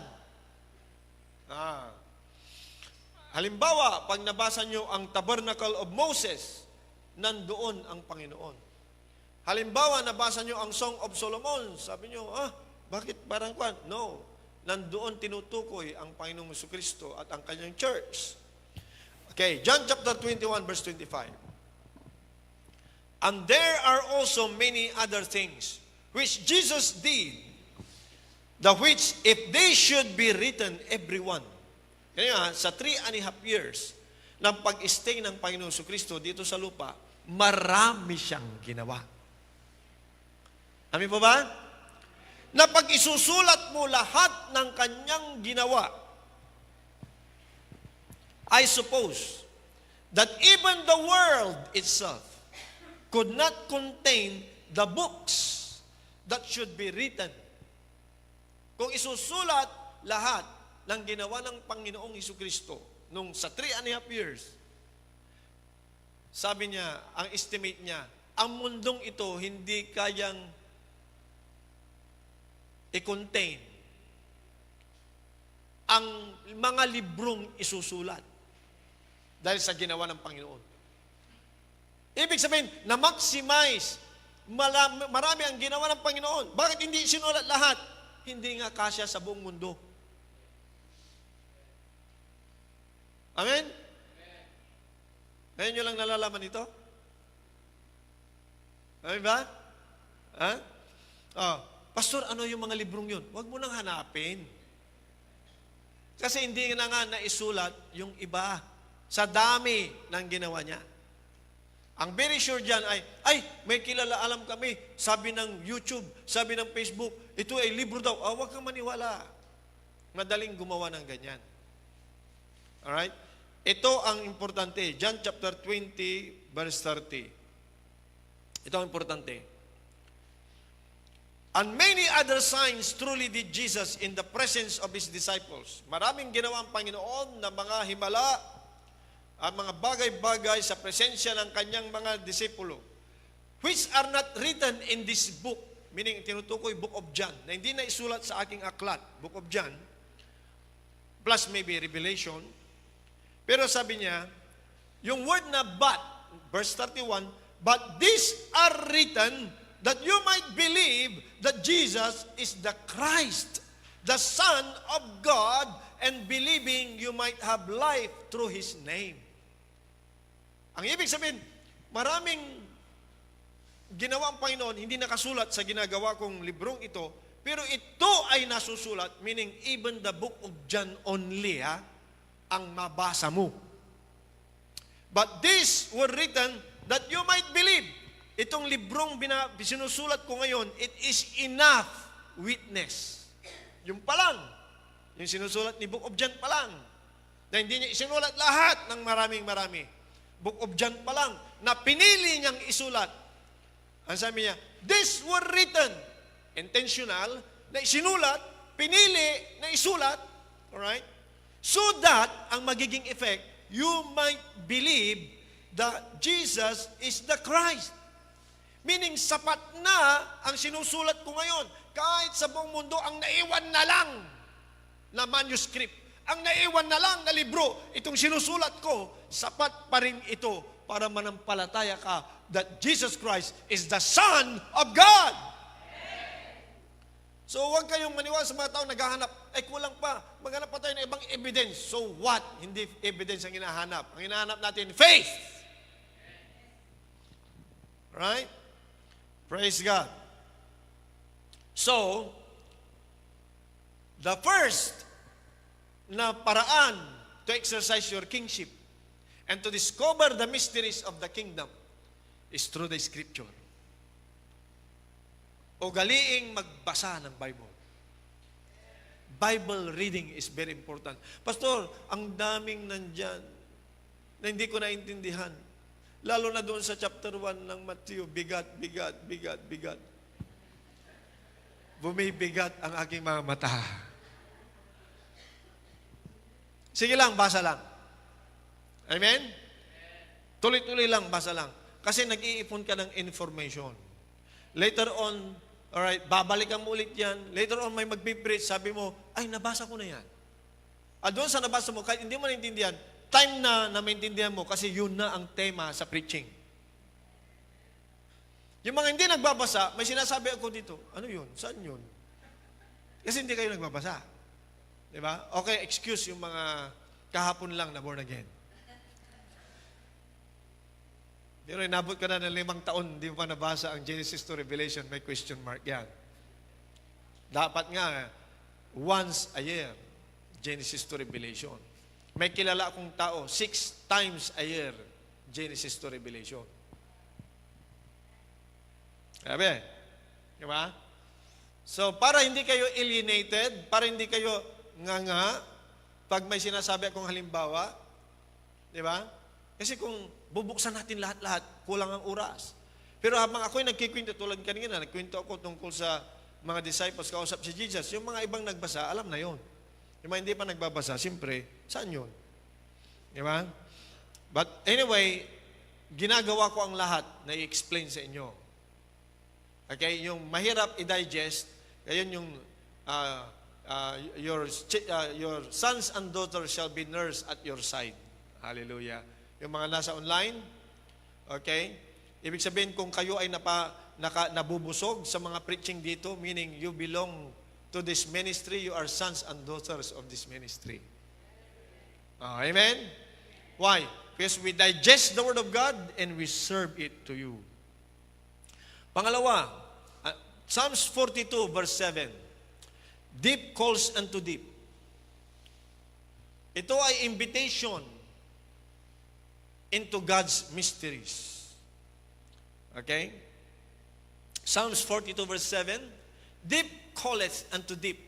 At the noise of thy water spouts, all the waves and thy billows are gone over me.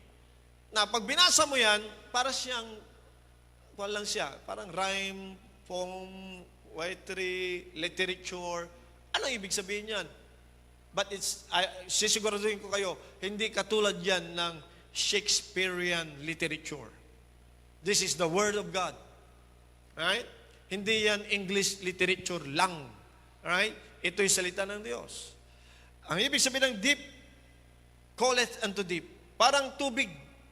Ang salita ng Diyos ay parang ocean. Na maraming sa ocean, pag tinignan mo, sa ibabaw lang ang nakikita mo. Wala tayong capability na pag tinignan mo ang ocean, ay nakikita mo ang laman loob nito. Na nung nasa loob ng ocean na yan, the corals, alright, the fish, and all the different kinds of species na nasa loob, wala tayong capability. Ang nakikita mo lang picture niya, nakikita mo lang sa ibabaw kung nasa tabi ka ng beach. For you to understand at ma-define ang ocean or sea, kailangan kang pumunta talaga. Ma-experience mo ang malunod. Ay, hindi. Ang ma-experience mo ang mag-dive sa loob. Amen. Praise God. May experience mo ang mag-travel sa loob. Right?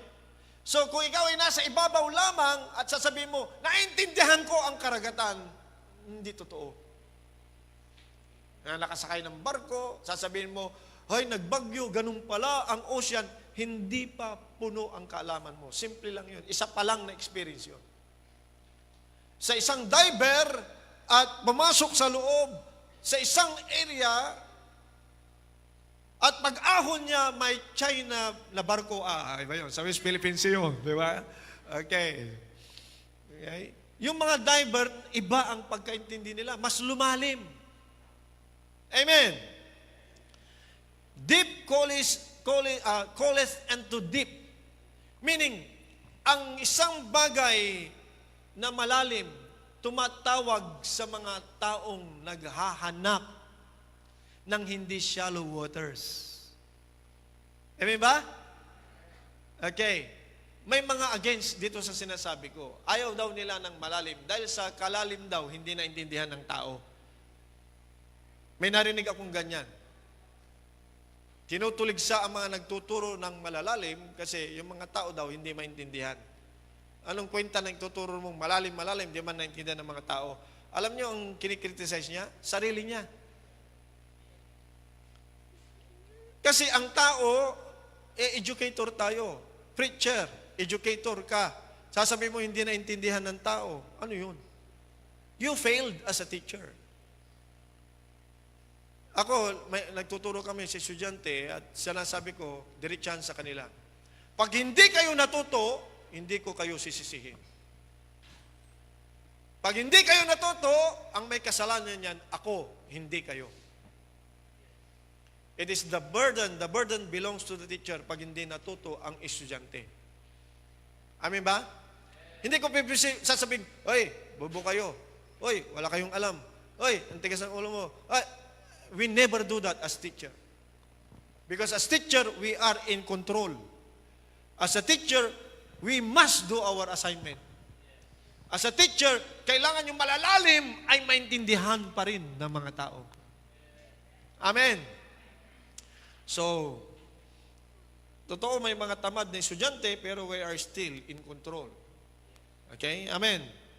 Meaning in control of the proceedings. Di ba? Huwag mong sabihin na, magugulo kasi yung mga estudyante, huwag ka na mag-teacher. Amen. Praise God. May teacher daw namatay dahil sa stress. Pastor, marites ka. Hindi. Sinabi lang din sa akin, oo nga. So, the waves and the billows na makikita natin dyan, sometimes it symbolizes the nature of revelation of God. Alright? Hindi mo kayang mag-isang mag-dive sa loob ng kalaliman ng knowledge of God. Sa mga divers, they need instruments. Amen? Para makadive sa malalim. Okay. The same na pag ikaw ay gustong lumalim sa Panginoon, hindi mo kayang mag-isa. You need the Holy Spirit. You need the greatest teacher at siya talaga ang tunay na tagapagturo. The Holy Spirit. Kaming mga nagtuturo na tulad ng ganito, hindi ito galing sa amin lang. We need to pray. We need to depend on the Holy Spirit. Okay? So as the deep is like ocean na beyond human reach, the mysteries of God ay beyond human reach kung wala ang Holy Spirit. Amen? So wag tayong matakot sa, ay wag akong mag-Bible school, malalim dyan, hindi ko kaya. No. Kaya nyo yan dahil may tagapagturo tayo. TMA. Yan yung introduction sa Bible School. Amen? Praise God. Baka sabihin ng iba, sila lang yan kasi may sila, masigasig sila. No. Okay, ang TMA ay dinesign para sa members talaga, para sa lahat. Pag hindi nyo naintindihan, blame the teacher. We cannot blame you. Maliwanag yan? Amen ba? Huwag mong sabihin na, hindi ako natuto, matigas ulo ko, may pagkabubo talaga ako. Don't say that. Meaning, yung teacher, hindi niya ginawa yung assignment niya, mahina. Biglang yung mga teacher, sabi lang, mag-aaral talaga ako na mabuti, paano magturo. Okay? Talaga, ang burden nasa teacher. Amin ba? Dapat alam nating ipaintindi. Pero, sabihin ko sa inyo, even the teacher must not rely on himself. Dapat nagre-rely siya sa banal na Espiritu. Amen! So, John chapter 16, verse 12. Maging ang Panginoong Kristo, the greatest teacher, human teacher, physical teacher, kasama ang mga disciples, hindi niya pwedeng ituro lahat at the same time nung nandito siya sa lupa. Pinakamagaling na. Ang dami niyang ginawa. Ang dami niyang lessons na pwedeng ituro. Pero limited ang utak ng tao. The 3.5 years actually is not enough for them to be apostles, qualified teachers. Alright? Kaya ang sabi niya, I have many things to say unto you, but you cannot bear them now. Next, brother. Okay? Nasa John chapter 16, verse 12. Okay? I have yet many things to say unto you. Marami pa akong dapat sabihin sa inyo, but you cannot bear them now. Hindi nyo kayang i-absorb ngayon. Meaning, your mind is now overload. Ang capacity for you to receive, yung mga ibang sasabihin ko, ang capacity ng brain nyo, hindi pa ready. So, sabihin nyo sa inyong katabi, give time. Hallelujah. Huwag niyong pag-aralan lahat, todo. Gusto ko, bukas alam ko na ang aklat ng Revelation. Lalo na. Di ba? Bukas, sa next week, alam ko na ang Genesis. Kahit tapos nyo na ang survey, hindi nyo pa rin malalaman yun. Ang alam nyo lang outline. Ang alam nyo lang theme. Ang alam nyo lang synopsis. Ang alam nyo lang, di ba? Tama ba? Okay ba yung teacher natin? Amen? Nagba-Bible school. Alright? So, maging ang Panginoon Kristo, He gave time to them. Pero sa verse 13, anong sabi niya? Howbeit, ngunit, when He, sino tinutukoy niya? He. Hindi it. So He, a person, when He, the Spirit of truth is come, pagdating niya, He will guide you into all truth. Amen ba?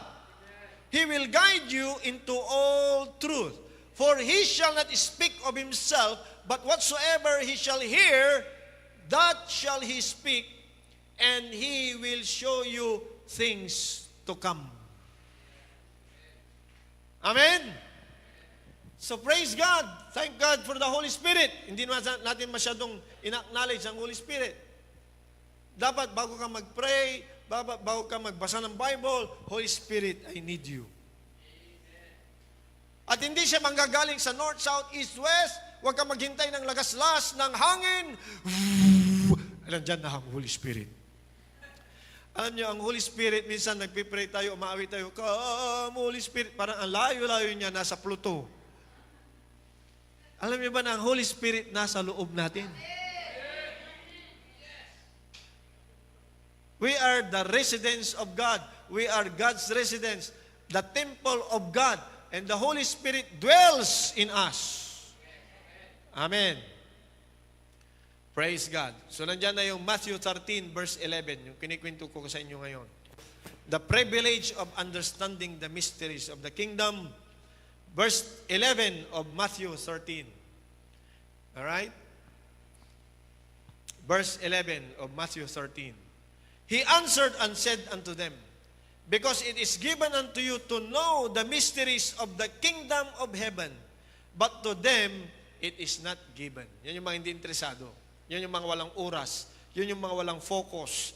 Yan yung mga pag nasa loob ng church, nagki-Candy Crusher. Yan yung mga pag nasa loob ng church, nagpe-Facebook. okay, nag-YouTube, nagti-TikTok, pero nasa loob ng church, you cannot understand the mysteries of God. Okay? Yun totoo. It's not about the location. It's about your mind focusing sa salita ng Panginoon. Amen po ba? Sabihin nyo, wala dito yan. Nagbago na siya. Wag kayong tumingin sa katabi nyo. Hallelujah. Okay? So, pag open ka sa Holy Spirit, willing ka to know the things of God, hallelujah, the Lord will reveal to you. Amen ba? Amen. Praise God. 1 Corinthians chapter 2 verse 10. 1 Corinthians chapter 2 verse 10. Alright? Anong sabi? But God hath revealed them unto us by His Spirit. Amen ba? For the Spirit search all things. Yes, the deep things of God. So, yung mga takot na pumailalim, kasi malalim daw, baka malunod sila, hallelujah, that's just an alibi. That's just an alibi. Alright? Praise God. Hindi ka pumapailalim sa salita ng Diyos para malunod. Amen ba? Why? Ang sabi dito, the Lord, the Holy Spirit will reveal them to you. He will reveal the deep things of God. It is not by might, but not by power, but by my Spirit, saith the Lord. Amen. So, paano natin i-apply ito ngayon? Praise God. Anong gagawin natin? Depend on the Holy Spirit. Habang nagdidepende tayo sa Holy Spirit, huwag naman sabihin na ganito, yung ibang ginagawa ng mga espiritista. Kukunin ang Bible, mabuti ngayon, ano, okay, yung iba nasa cellphone na eh. Biglang bubuksan,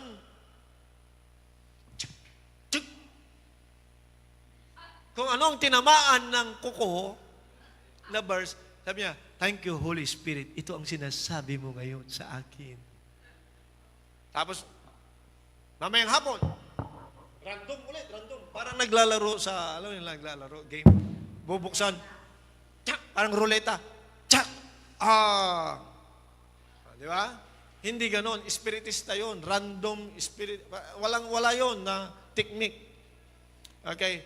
The best way is to read your Bible, okay, contextually, understand. Yan, itinuturo namin yan sa hermeneutics. Tinuturo namin how to read the Bible and understand it. Okay? Kaya, siyempre dito, pinapahapyaw ko talaga dito, paano gawin. Okay, narinig yun na yung ganon, yung parang espiritista yun. Di ba? Ang tinamaan ng kamay niya, sabi niya, at si Judas ay nagpakamatay. Sabi niya, ay mali, nagkamali yun ha. Inulit niya. Nabasa niyo yung isang verse, humayo ka at gawin din. So, ibang verse na yun, di ba? Dinugtong niya. Delikado yun. So, praise God. Okay? Kailangan, paano natin i-apply? Scripture first. Do not ask revelation from any other source na hindi mo, na wala sa salita ng Diyos. Ang Bible, ang pinaka-guide natin for any illumination. I would like to call it illumination. Yung iba tinatawag na revelation, pero I think it's illumination. Kasi nandyan na, pero hindi natin naintindihan. So, kailangan mo ang Holy Spirit, kailangan mo ang teachers of God's Word para maintindihan. Tulad ng sinasabi ko ngayon at ginagawa ko ngayon. Amen ba? Praise God. So, ano yung practical na part natin? Kasi kahit may Holy Spirit, kung tinatamad tayo, walang mangyayari. Dapat meron tayong discipline, meron tayong, hindi tayo tinatamad, dapat meron tayong value system. Ano yung value system? That we value God's Word more than other books. More than other else. Dapat meron kang value system sa buhay na ganon. Na ang salita ng Diyos ang pinakamataas, the supreme, okay, na bagay sa buhay mo. Amen ba? Ako'y minsan, nagke-question ako sa mga maraming nabasang pocket books, pero Bible hindi nabasa. Totoo yun. Grabe. Kaya dapat balansehin natin. Kung reader ka, by the way, ang problema ng maraming Kristiyano ngayon, hindi na masyadong nagbabasa. Maging yung mga young people natin, maging yung mga estudyante, hindi na masyadong nagbabasa. Puro tuldok na lang sa cellphone. Video clip. Short videos. TikTok. At yung nakikita nila na may nagsasalita, yun na ang katotohanan nila. Pag may gusto silang malaman, i-google nila. At pag nagsalita si Google or naglabas ng information si Google, yun na ang gospel truth nila. Yun na ang totoo sa kanila. That's not true. Hindi lahat ng lumalabas sa Google or whatever AI, yun na yung totoo. Yun ang problema ng bagong henerasyon ngayon. Yung iba, ginawa mo na ng teaching, ginawa mo na manual, hindi pa rin binabasa. Bible nga hindi binasa, yung manual pa kaya. Yan ang problema ng bago ngayon. Okay? Pero sa mga nagbabasa, sa mga may time, nagpupursigi, nakafocus, yun yung mga pinagpapala talaga. So kung gusto natin pagpalain tayo ng Lord, take time to read. Pastor, may exception, yung mga lumabo ang mata. Bakit mo pipilitin magbasa kung wala ng grado ng salamin ang pwede sa mata mo? Tama, di ba? Anong pinakagrabing grado? Anong pinakamataas? Hindi ko alam eh. Sino dito ang pinakabatang may salamin? Yung bata, pag inalis ang salamin, hindi makabasa. Maliban lang sa may mga eye defect talaga. Pero yung nanlabo agad. O sino sa inyo dito ang napaagang nagsalamin? Ang mga kilala kong yan, maliban sa mga pinanganak na may defect, ay na may defect sa mata, o kulang sa vitamins, minerals, ay yung mga mahilig sa computer games. Pangalawa, yung mga mahilig magbasa kahit madilim. Pangatlo, yung mga kulang sa vitamin A. Pang-apat, may nakita ko, nakasalamin, wala namang grado. Bakit? Pampagwapo daw yun. Nakakadagdag daw ng value sa mukha. Ayun ko. Ako, magsalamin ako o hindi. Doesn't matter. Okay lang. Okay? Ako yung nakakapag-drive pa. Nababasa ko pa yung lilikuan ko. At bigyan mo ko ng Bible na medyo maliliit. Nababasa ko pa rin. Huwag mo lang ilapit. Nababasa ko pag malayo. Pag lumalayo, lalo kong nababasa. Okay. Pero dati hindi. Medyo nagkakaproblema rin ako sa mata. Kaya lang, siyempre, meron akong protocol paano bumalik yung mata, power ng mata. Kausapin niyo ako mamaya, bulong ko sa inyo. Okay. So, depend on the Holy Spirit. Bagamat masipag kang magbasa, magdepende ka sa banal na Espiritu. Amen! Praise God. Hallelujah. Kaugalian natin, make it a habit. Kasi pag hindi ka nakadevelop ng habit to read the Word of God, wala rin. Dapat make it a habit. Amen po ba? Okay. Sino ang pinagpala ng Panginoon? Pray. So, kung kayo ay medyo nabitin, come back next week. Amen po ba? Kasi ganito yon. At magsimula na kayong magbasa. Kasi papasok na ako sa labanan ito. Pag sinimulan ko ang series ng End Times, yung mga hindi nagbabasa, mahuhuli kayo.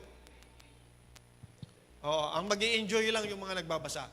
Okay, so, ito, basahin nyo ang assignment.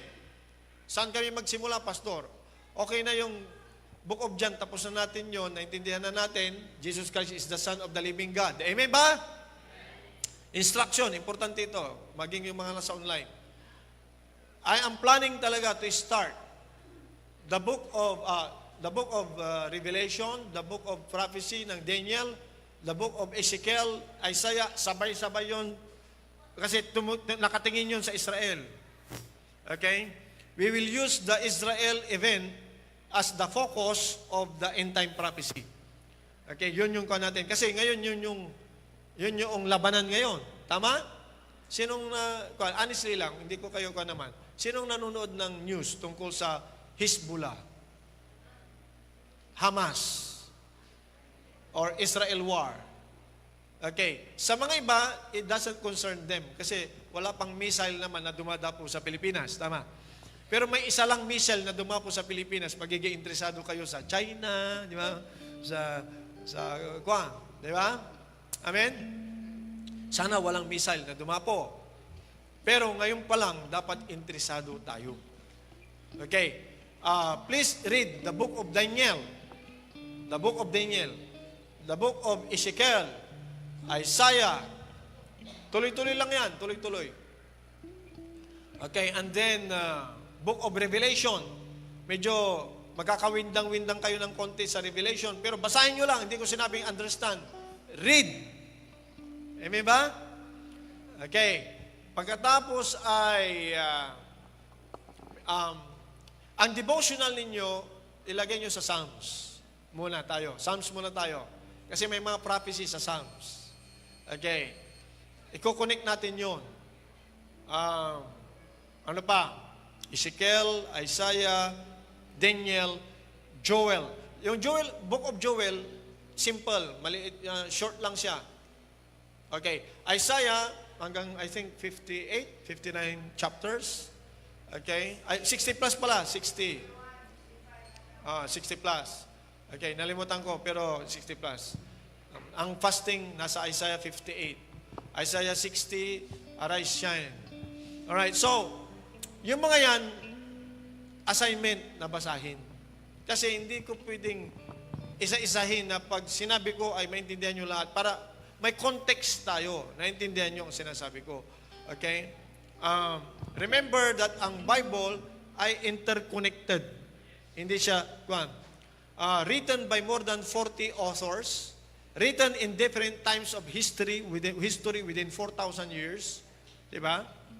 Pero iisa ang tema, ang tungkol sa kaharian ng Diyos. At ang sentro niya ay tungkol sa Panginoong Hesukristo. Hindi ibang Diyos. Hindi Diyos-Diyosan. Kaya grabe ang pagkagawa ng Bible. We need to have a higher appreciation. Is everyone okay? Now, okay lang may Bible na yung ganyan ha. Kasi meron ako. I have many different study Bible. Alright. Pero pag may hinahanap ako na mabilisan para bumilis ang proseso ng pag-aaral, I use ang application na ginagamit ko na online ay Bible Hub. Bible Hub ang ginagamit ko. BibleHub.com. May mga ibang application online pero I like Bible Hub more. Yan pinakagusto ko. Meron namang mga application na pwedeng i-download pero maraming advertisement. May hinahanap kang verse, biglang lumitaw yung advertisement niya. Parang magulo.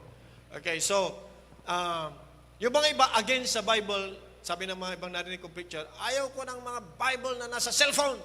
Okay lang sila yon. Tayo kasi, it's not about,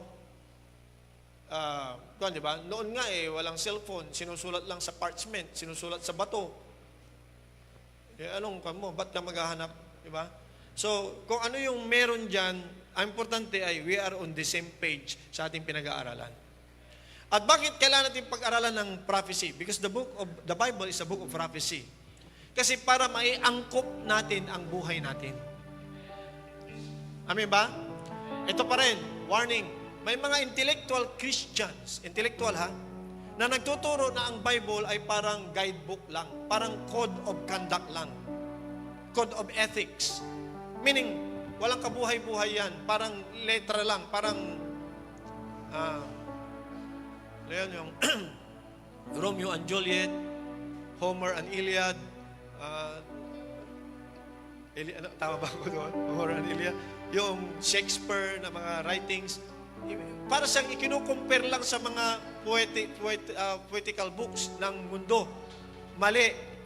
Parang ginagamit lang siyang, parang, ito yung pagkarang maging good Christian ako. Bakit may bad Christian? Wala yan. So para maging good Christian, sundin natin, alam natin na lahat. Doon lang ang pananaw nila. But they don't understand that the Bible is a living book. It is written, pero ang tinutukoy niya is the living Christ, the living Word, ang Panginoong Jesucristo. Amen. Maging ang Panginoong Jesucristo, ginamit niya, it is written. Nung kalaban niya ang demonyo, face to face, kalaban niya ang kaaway, ang sabi niya, it is written. Amen ba? So, dapat mahalin natin ito, dapat part ng buhay natin ito. Praise God.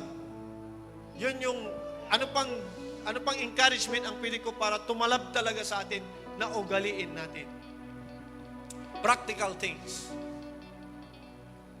Meron akong nagustuhang pamilya noon na Kristiyano na everyday, before they eat,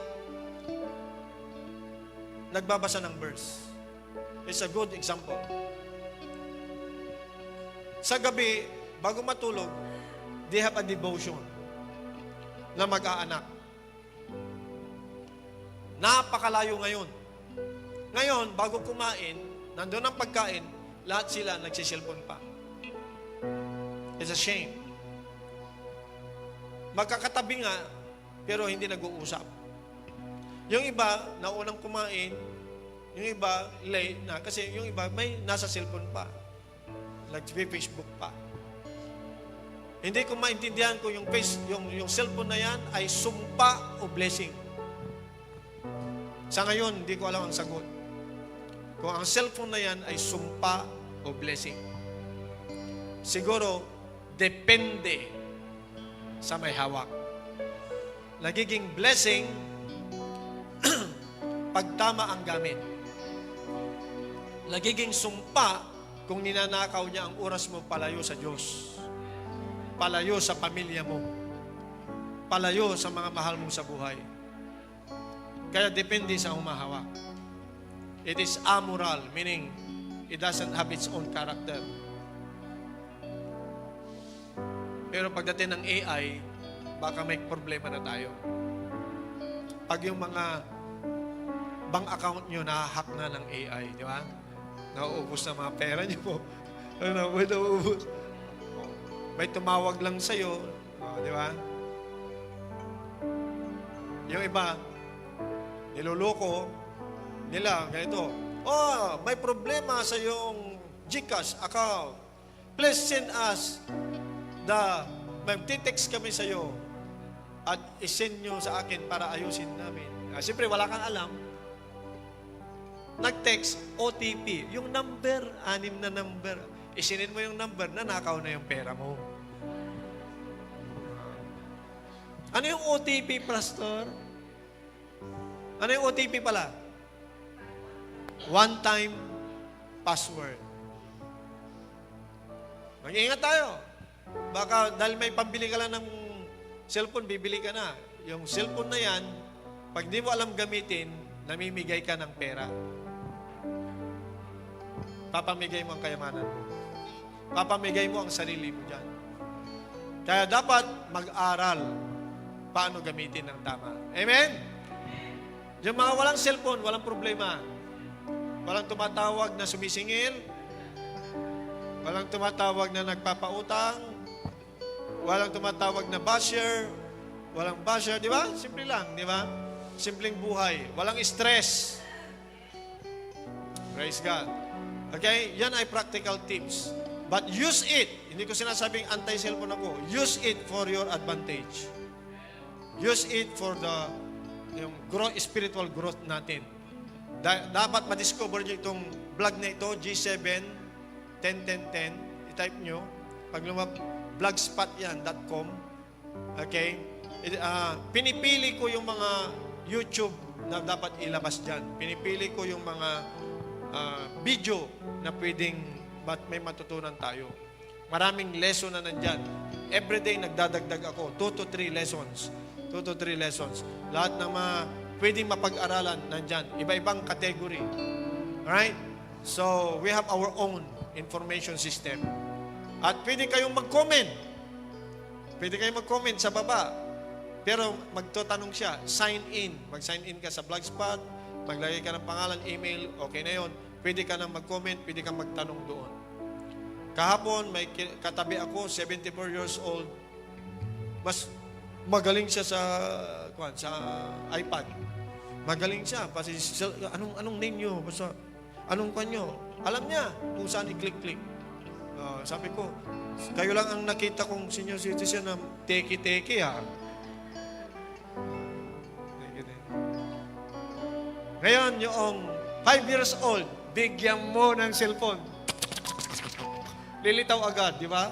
Yung movie na gusto niya, yung papanoorin niya. Ha? Pero, tips lang ito, according to our experience, yung magugulong bata sa eskwelahan,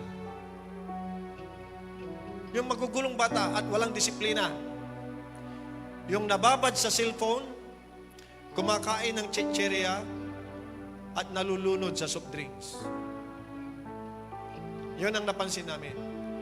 Pag tinanggal mo yun, o kaya nilimit mo, yung bata umaayos. Totoo po yan, kasi may eskwelahan naman tayo. Alam ko yan. Alam namin yan. Yan yung observation namin for the past years. So, hindi kami galit sa mga parents. Sinasabihan namin, mga parents, bawasan natin yan. Unti-untiin. So ngayon, yung mga bata, kaya excellent yung mga nag-aaral sa Eagle's Nest Christian Academy. Meron na yan sa Manawag, tutorial service dito. Kung tamad kayong pumunta ng Santa Barbara. Kaya pag hindi nyo pa na-enroll ang inyong mga anak, o kaya mag-prepare na kayo, nalulugi kayo. Kasi dito, may Bible subject, sa iba wala. Pastor, may discount. Mag-usap tayo, meron.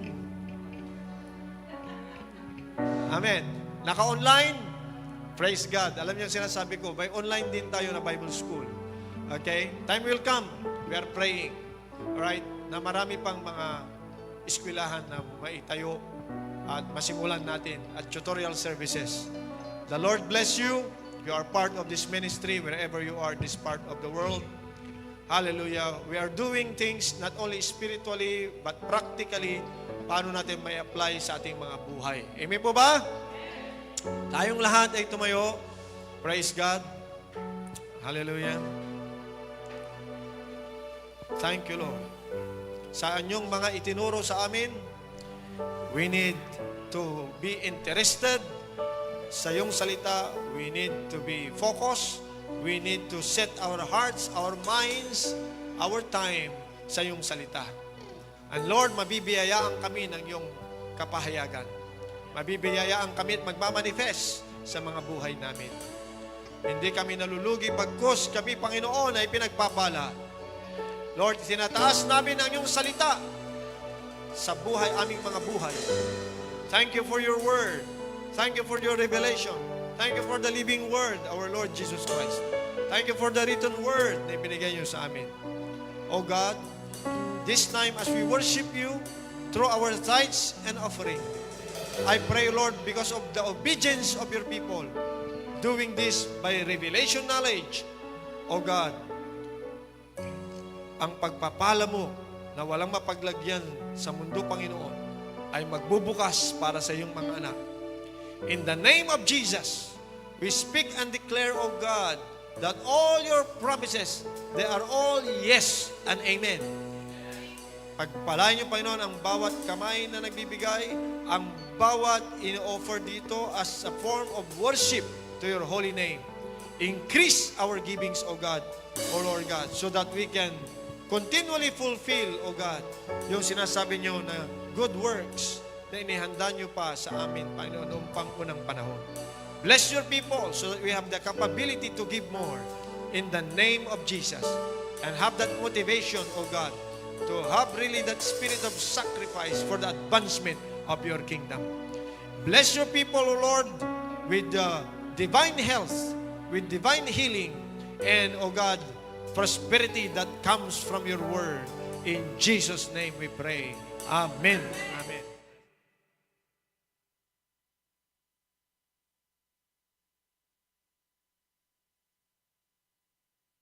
Amen!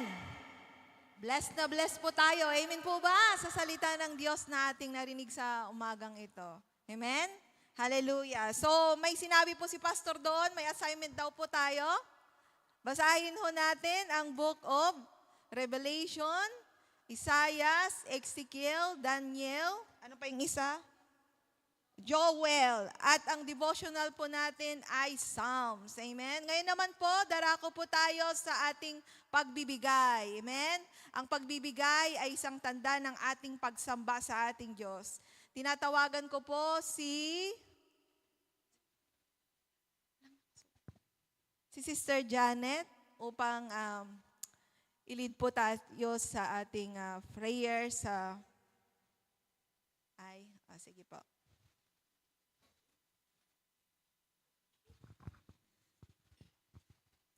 Amen. Tayo po lahat ay tumayo at prepare po natin ang ating tithes and offering.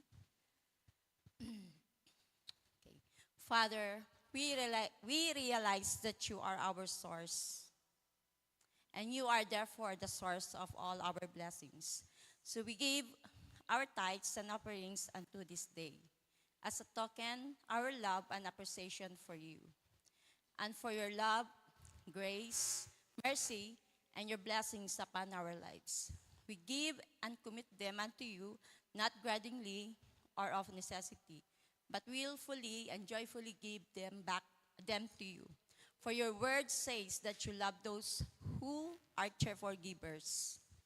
You instructed us to bring all the tithes into thy storehouse and prove you. So, Father, as we give our tithes and our offerings, we thank you for proving yourself strong in our lives with your windows of heaven blessings. Father, we confess your word that all our needs are met according to your riches in glory. We have all sufficiency in all things. All our bills are paid, and we have plenty left over. We also confess your word that we are blessed exceedingly abundantly, and above all that we can ask or think spiritually, physically, socially, and financially. Father, because we are a tither and a giver, we also thank you for the rights and privileges you have given unto us to decree your words over our lives.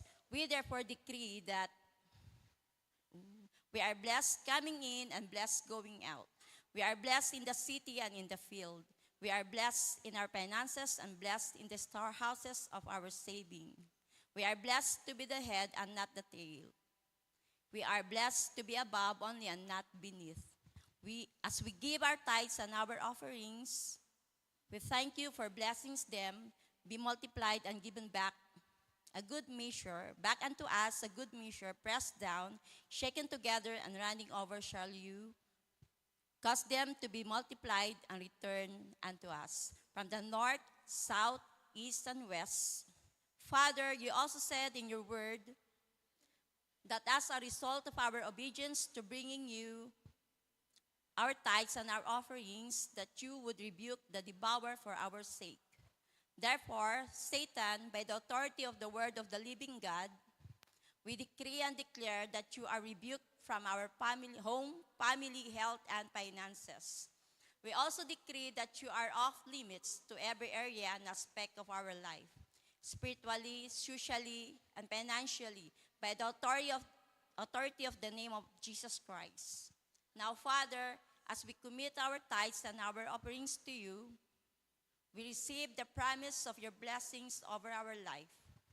We speak your word that no demon in hell shall able to hinder, delay, or stop your blessings upon our lives. As we pray that you would use our tithes and our offerings to help establish your word in the earth realm, cause lives to be delivered and changed, and bring the harvest of soul into the kingdom of God. In the name of Jesus Christ, we pray, Amen. Tayo na po ay mapagbibigay.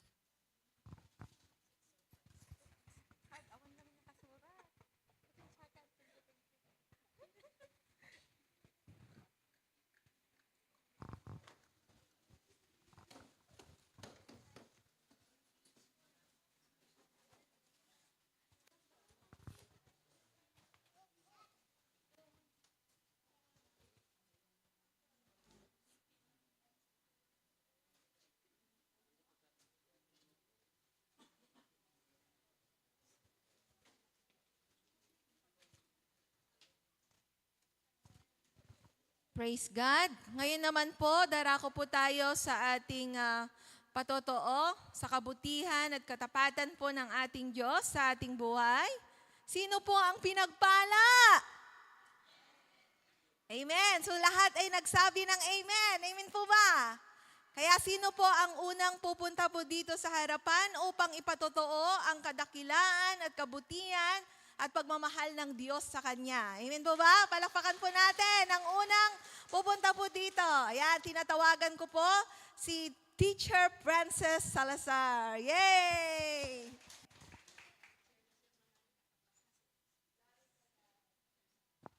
Ayan, isang maganda at mapagpalang umaga po sa ating lahat.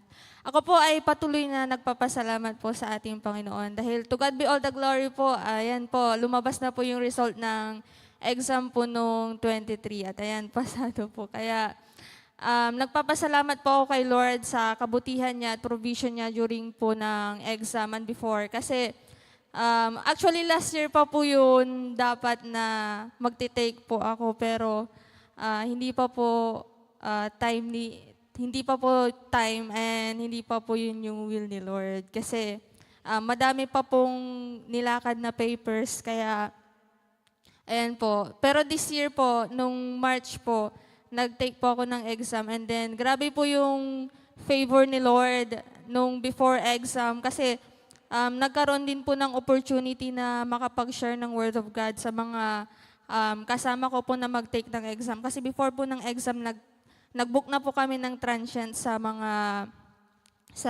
kasama yung mga kaklase ko. Kaya that time po, napifeel ko po yung pressure nila.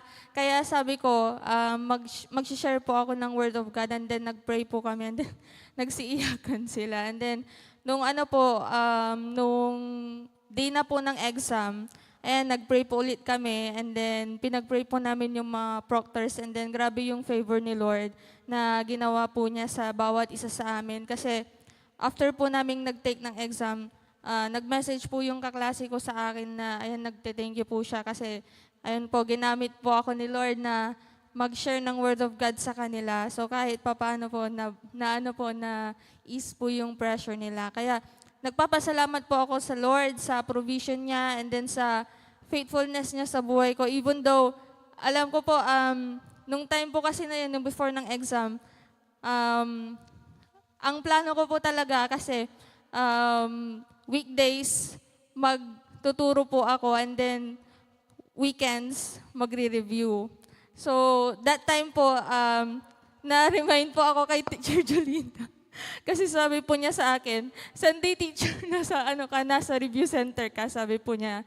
Kaya sabi ko, give up ko na din po yung sa review center na pinagre-reviewhan ko. Kasi bukod po sa mahal yung bayad, hindi naman po ako nakaka-attend ng review ng weekdays.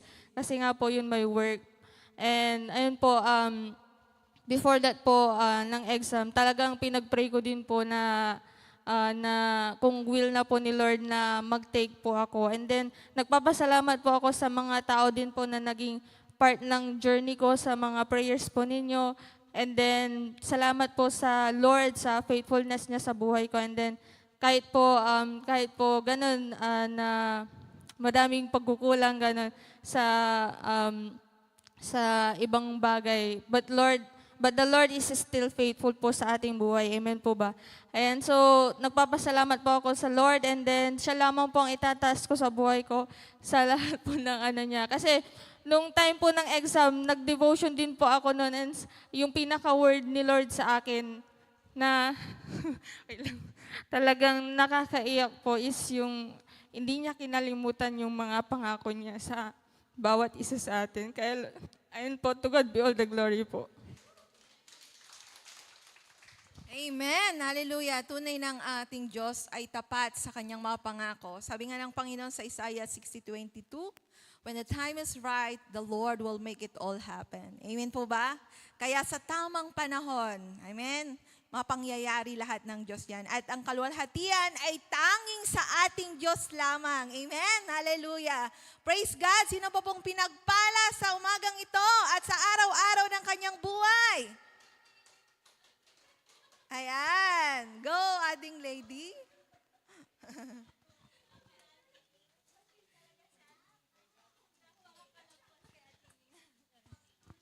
Ayan. So, nagpapasalamat po kay Lord sa patuloy na pagkilos niya po, syempre sa kabutihan niya sa buhay ko.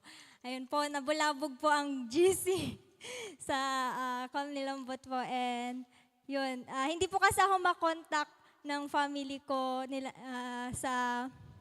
yung family ko nung nasa Anda po kami. Kasi may bigla ang announcement po sa school na kailangan pong magpapirma personally po. Kasi pag di po daw makapagpapirma is hindi daw po gagraduate. So, lahat po sila dun sa bahay nag-aalala, ganun. Hindi po nila kami makontak kasi po wala pong signal doon. Pero, ayun nga po, praise God kasi, ayun, natawagan ni ate ko si Ate Ina. Sinabi po sa amin yung mga dapat gawin. Pero, yun po, na-test bigla ako nun eh. Kasi po yung morning devotion po namin, parang about siya sa do not worry, ganon, na huwag mag-alala. Tapos, ako pa po yung pinag-share. So, na-test bigla yung ano ko po doon, yung faith ko na yun nga po nung nalaman ko po noon, tapos yung boses pa ni ate ko galit. So, syempre, natakot na ako, nanginginig na ako, ganun. Hindi ko na po alam yung gagawin kasi, syempre, Anda po yun. Ayan, so, nag-mission po pala sa Anda po. And praise God po, kasi dapat po ang ano po pala dun sa Anda is, magtuturo lang po ng tambourine. Pero praise God kasi nangusap po si Lord na mag-share din ng devotion and about sa devotion, importance ng devotion and yung purpose ng pagde-devotion, yun po. So, yun po, saan ako? Yun nga po, yun nga po,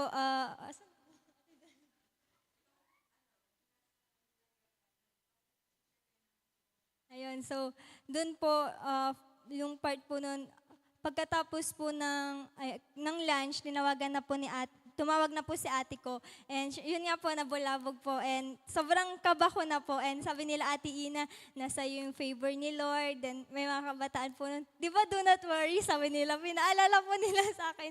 So, nagpapasalamat po ako sa mga nagsabi po, nagpaalala na nasa yung favor ni Lord.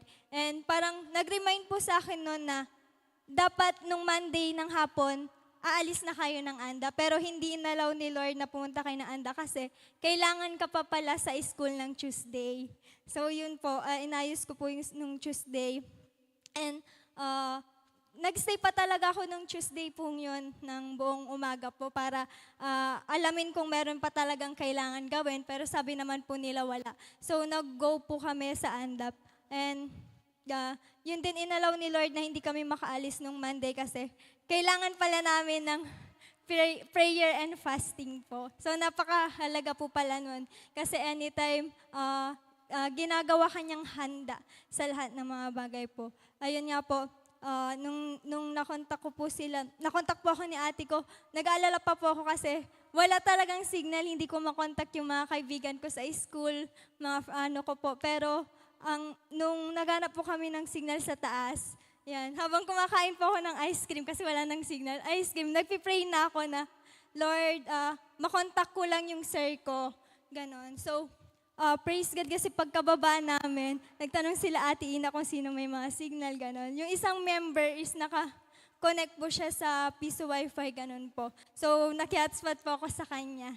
And praise God po kasi nakontak ko po yung sir ko. Tinawagan ko po siya, Sir, di po ako agad-agad makauwi, nasa mission po ako, ganun. And sabi niya po, sige, isabay mo na kay Sheila, yung kaibigan ko po. Tapos ako na bahala. So, dahil sa way po yun, or sa nangyari po yun, pinaalala talaga ni Lord na, do not worry, kasi nasa control po siya, di ba po? Hindi niya po hahayaan na hindi ako makagraduate kasi, syempre, dinala niya ako dito sa paano na to, and hindi niya ako iiwan, hindi niya ako basta-basta niya po iiwan. So yun lang po, ang lahat ng papuri para kay Lord lamang. And nagpapasalamat din po ako sa mga tao na nag-try na i-contact kami kahit walang signal. And yun nga po kay Sir, and syempre sa kaibigan ko po na nagpapirma, kahit na alanganin, sabi niya, itry ko lang B, sabi niya, baka kasi pagalitan siya. Pero habang nung ano na po, na pinagpipray ko na hindi na siya tatanungin kung asan ako, ganon. So praise God, di na po siya tinanong, pinirmahan na po. So yun lang po, all the glory belongs to God po. Amen. Praise God. Why worry if you can pray? Amen. And as we pray, God answers. Amen. Kaya sabi nga sa Romans 8:28, all things work together for our own good. To those who love the Lord, to those who are called according to His purpose. Amen? Para ang kalwalhatian ay tanging sa Diyos. Amen? Kahit na may ganong kaguluhan, pero inayos ng ating Panginoon. Why? It's because God is in control. Amen po ba? At sino po pong pinagpala? Yung mga umaten po ng Women of Blessing meeting dyan, kahapon. Ayan. Ay, sino po?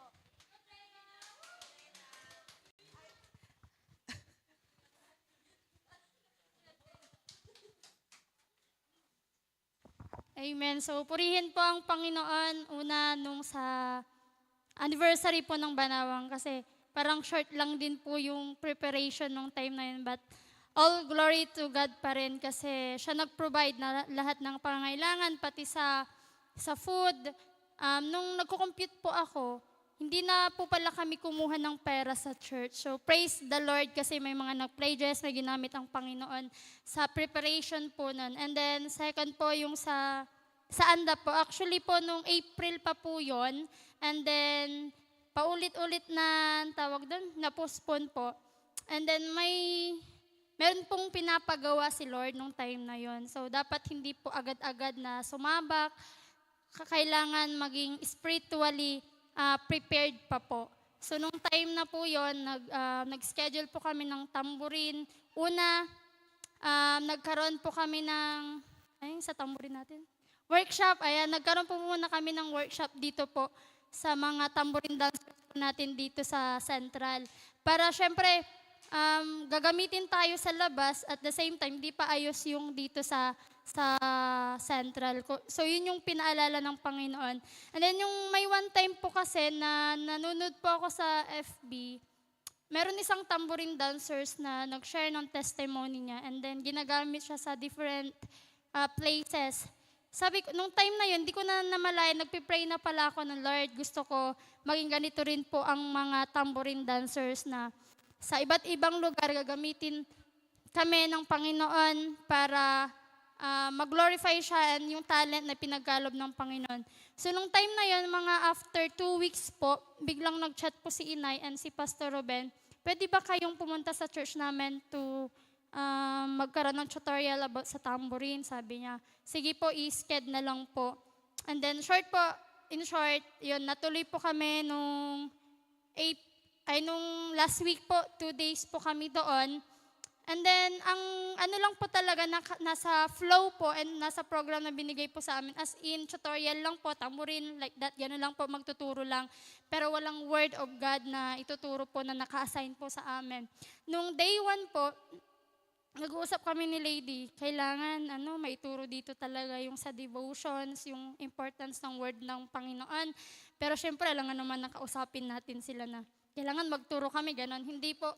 So habang nasa gilid ako nagpipray, Lord, alam ko na may purpose ka kung bakit kami nandito, to share your words. Kasi po meron yung time na nagtatanong po yung speaker, sino po yung nakakalam about devotions. So as in, wala pong nagtataas ng kamay, and then talagang kailangan nilang malaman yung sa importance ng Word of God. So kahit na, yun nga po, mga leaders din po, hindi po natutukan yung Word of God. So, nung nasa gilid lang po ako habang nagpipray, biglang lumapit sa akin si Pastor Ruben. Sabi niya, pwede bang mamayang gabi, kayo mag-share, mag-lead ng devotion? Sabi niya. So, alam ko na si Lord yung nangusap dun sa part na yon. Sige po, Pastor, sabi po namin. So, nung time na yon, sige, nag-share po kami ng devotions, na to seek God, sa importance ng Word of God, ganun po. And then sa morning, ganun ulit, talagang namin yung sa Word of God and then nilid po ni Lady. And after that po, nung hapon, nagkaroon po kami ng action plan na kung saan ano yung dapat naming gawin or goal natin this, anong tawag din? Goal po this week. So mayroon nagsabi, sabi niya, ngayon, simula ngayon, araw-araw na ako magdi-devotions. So praise God kasi ginamit tayo ng Lord doon para mabuhay yung spiritual life nila. And then, also nagpapasalamat din ako sa Panginoon kasi yung sa doon po, maraming nagtatambourine dancers, pati mga lalaki. So nakaka-bless din po sila.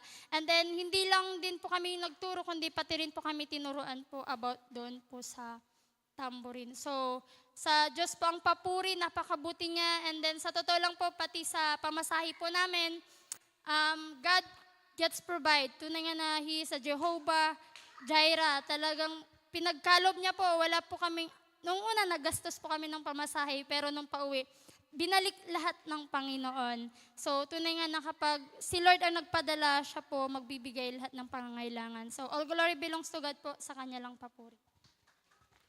Amen. Hallelujah. Praise the Lord. So, sino pa po ang hahabol? Ayan.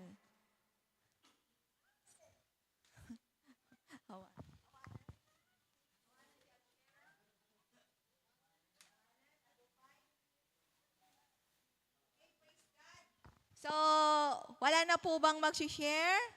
Okay,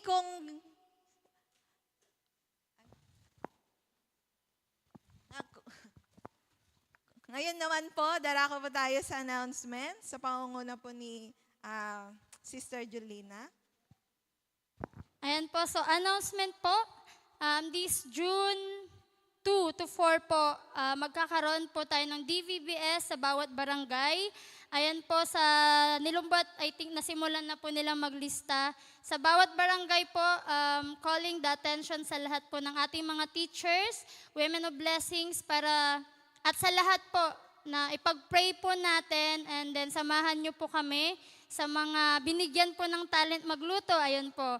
So alam ko po na hindi po sayang yung pagtuturo sa mga bata kasi alam ko na sila po ay lalaki na sila na din po yung magtuturo. Ayun, praise God din po pala kasi yung mga magtuturo na po sa DVBS po, sila na po yung bunga ng ating KB Eskwela. So purihin po ang ating Panginoon, palakpakan po natin. Ayun po, so first week of June, yun po yung ating program this June. And then, this June 12 to 14 po, magkakaroon na po ulit ng level 2 and 3 sa ating camp. Ayan, so sa lahat po ng ating coordinators, ito po, sa coordinators po natin sa Loot, si Erica. Sa Nilumbot po, si Lady and Princess. Sa Banawang, si Ayla. Sa Malana, ang Gagasangan, si Shekinah. To all coordinators po, please kindly coordinate with delegates po. Kayo po yung naka-assign na kung saan i-follow up po natin yung ating mga campers. Meron po tayong promo, ayan, sa early registration po, this May 24 to June 3 po, ay 250. Kasama na po doon yung graduation nyo po. Ayan, so gagraduate na po kayo. Ang mga batch, Esther po ay gagraduate. Okay, palakpakan naman natin ng Diyos. Amen. And then sa late na po na magre-register, sa June 4 to 11 po, magiging 270 na po. So yun po yung announcement po natin. And also, reminders po sa lahat po sa car pledges po, sa journey. This month of May po, i-approach nyo po ako and God bless po. Ayun.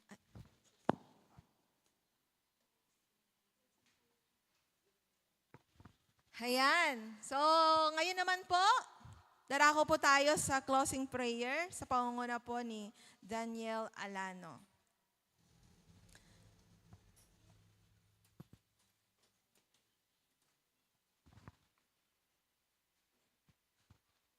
Lahat po tayo ay tumayo. At yes, Lord, Heavenly Father, we thank you, Panginoon, for this Sunday, Panginoon, na ang nagkatipon, Panginoon, ang bawat isa. And thank you, Panginoon, for your presence, Panginoon, na patuloy ka, Panginoon, na kumilos, O God, sa service na ito, Panginoon. Lord, thank you, O God, for provision, Panginoon, sa susunod, Panginoon, na service, after service, Panginoon. Tony, Panginoon, di namin kaya di namin kaya sa aming intellectual na isipan at katawan, strength, Panginoon. Kundi, Panginoon, we need your help, Panginoon, sa service, Panginoon, susunod. Lord, thank you, O God. At ikaw, Panginoon, patuloy na kumilos, O God, sa aming mga daraanan at sa patuloy na maging pagpapala ang bawat isa sa aming pamilya at sa aming uuwian, Panginoon. Lord, thank you, O God, at sa iyo lahat ng karangalan, O God, at kapurihan sa pangalan ni Jesus. Amen.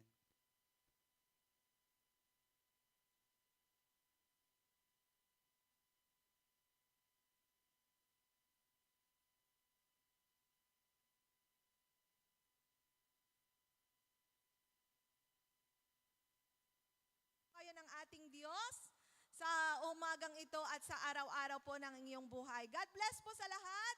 At mamaya po yung mga enma dito sa Pasapang, wag muna pong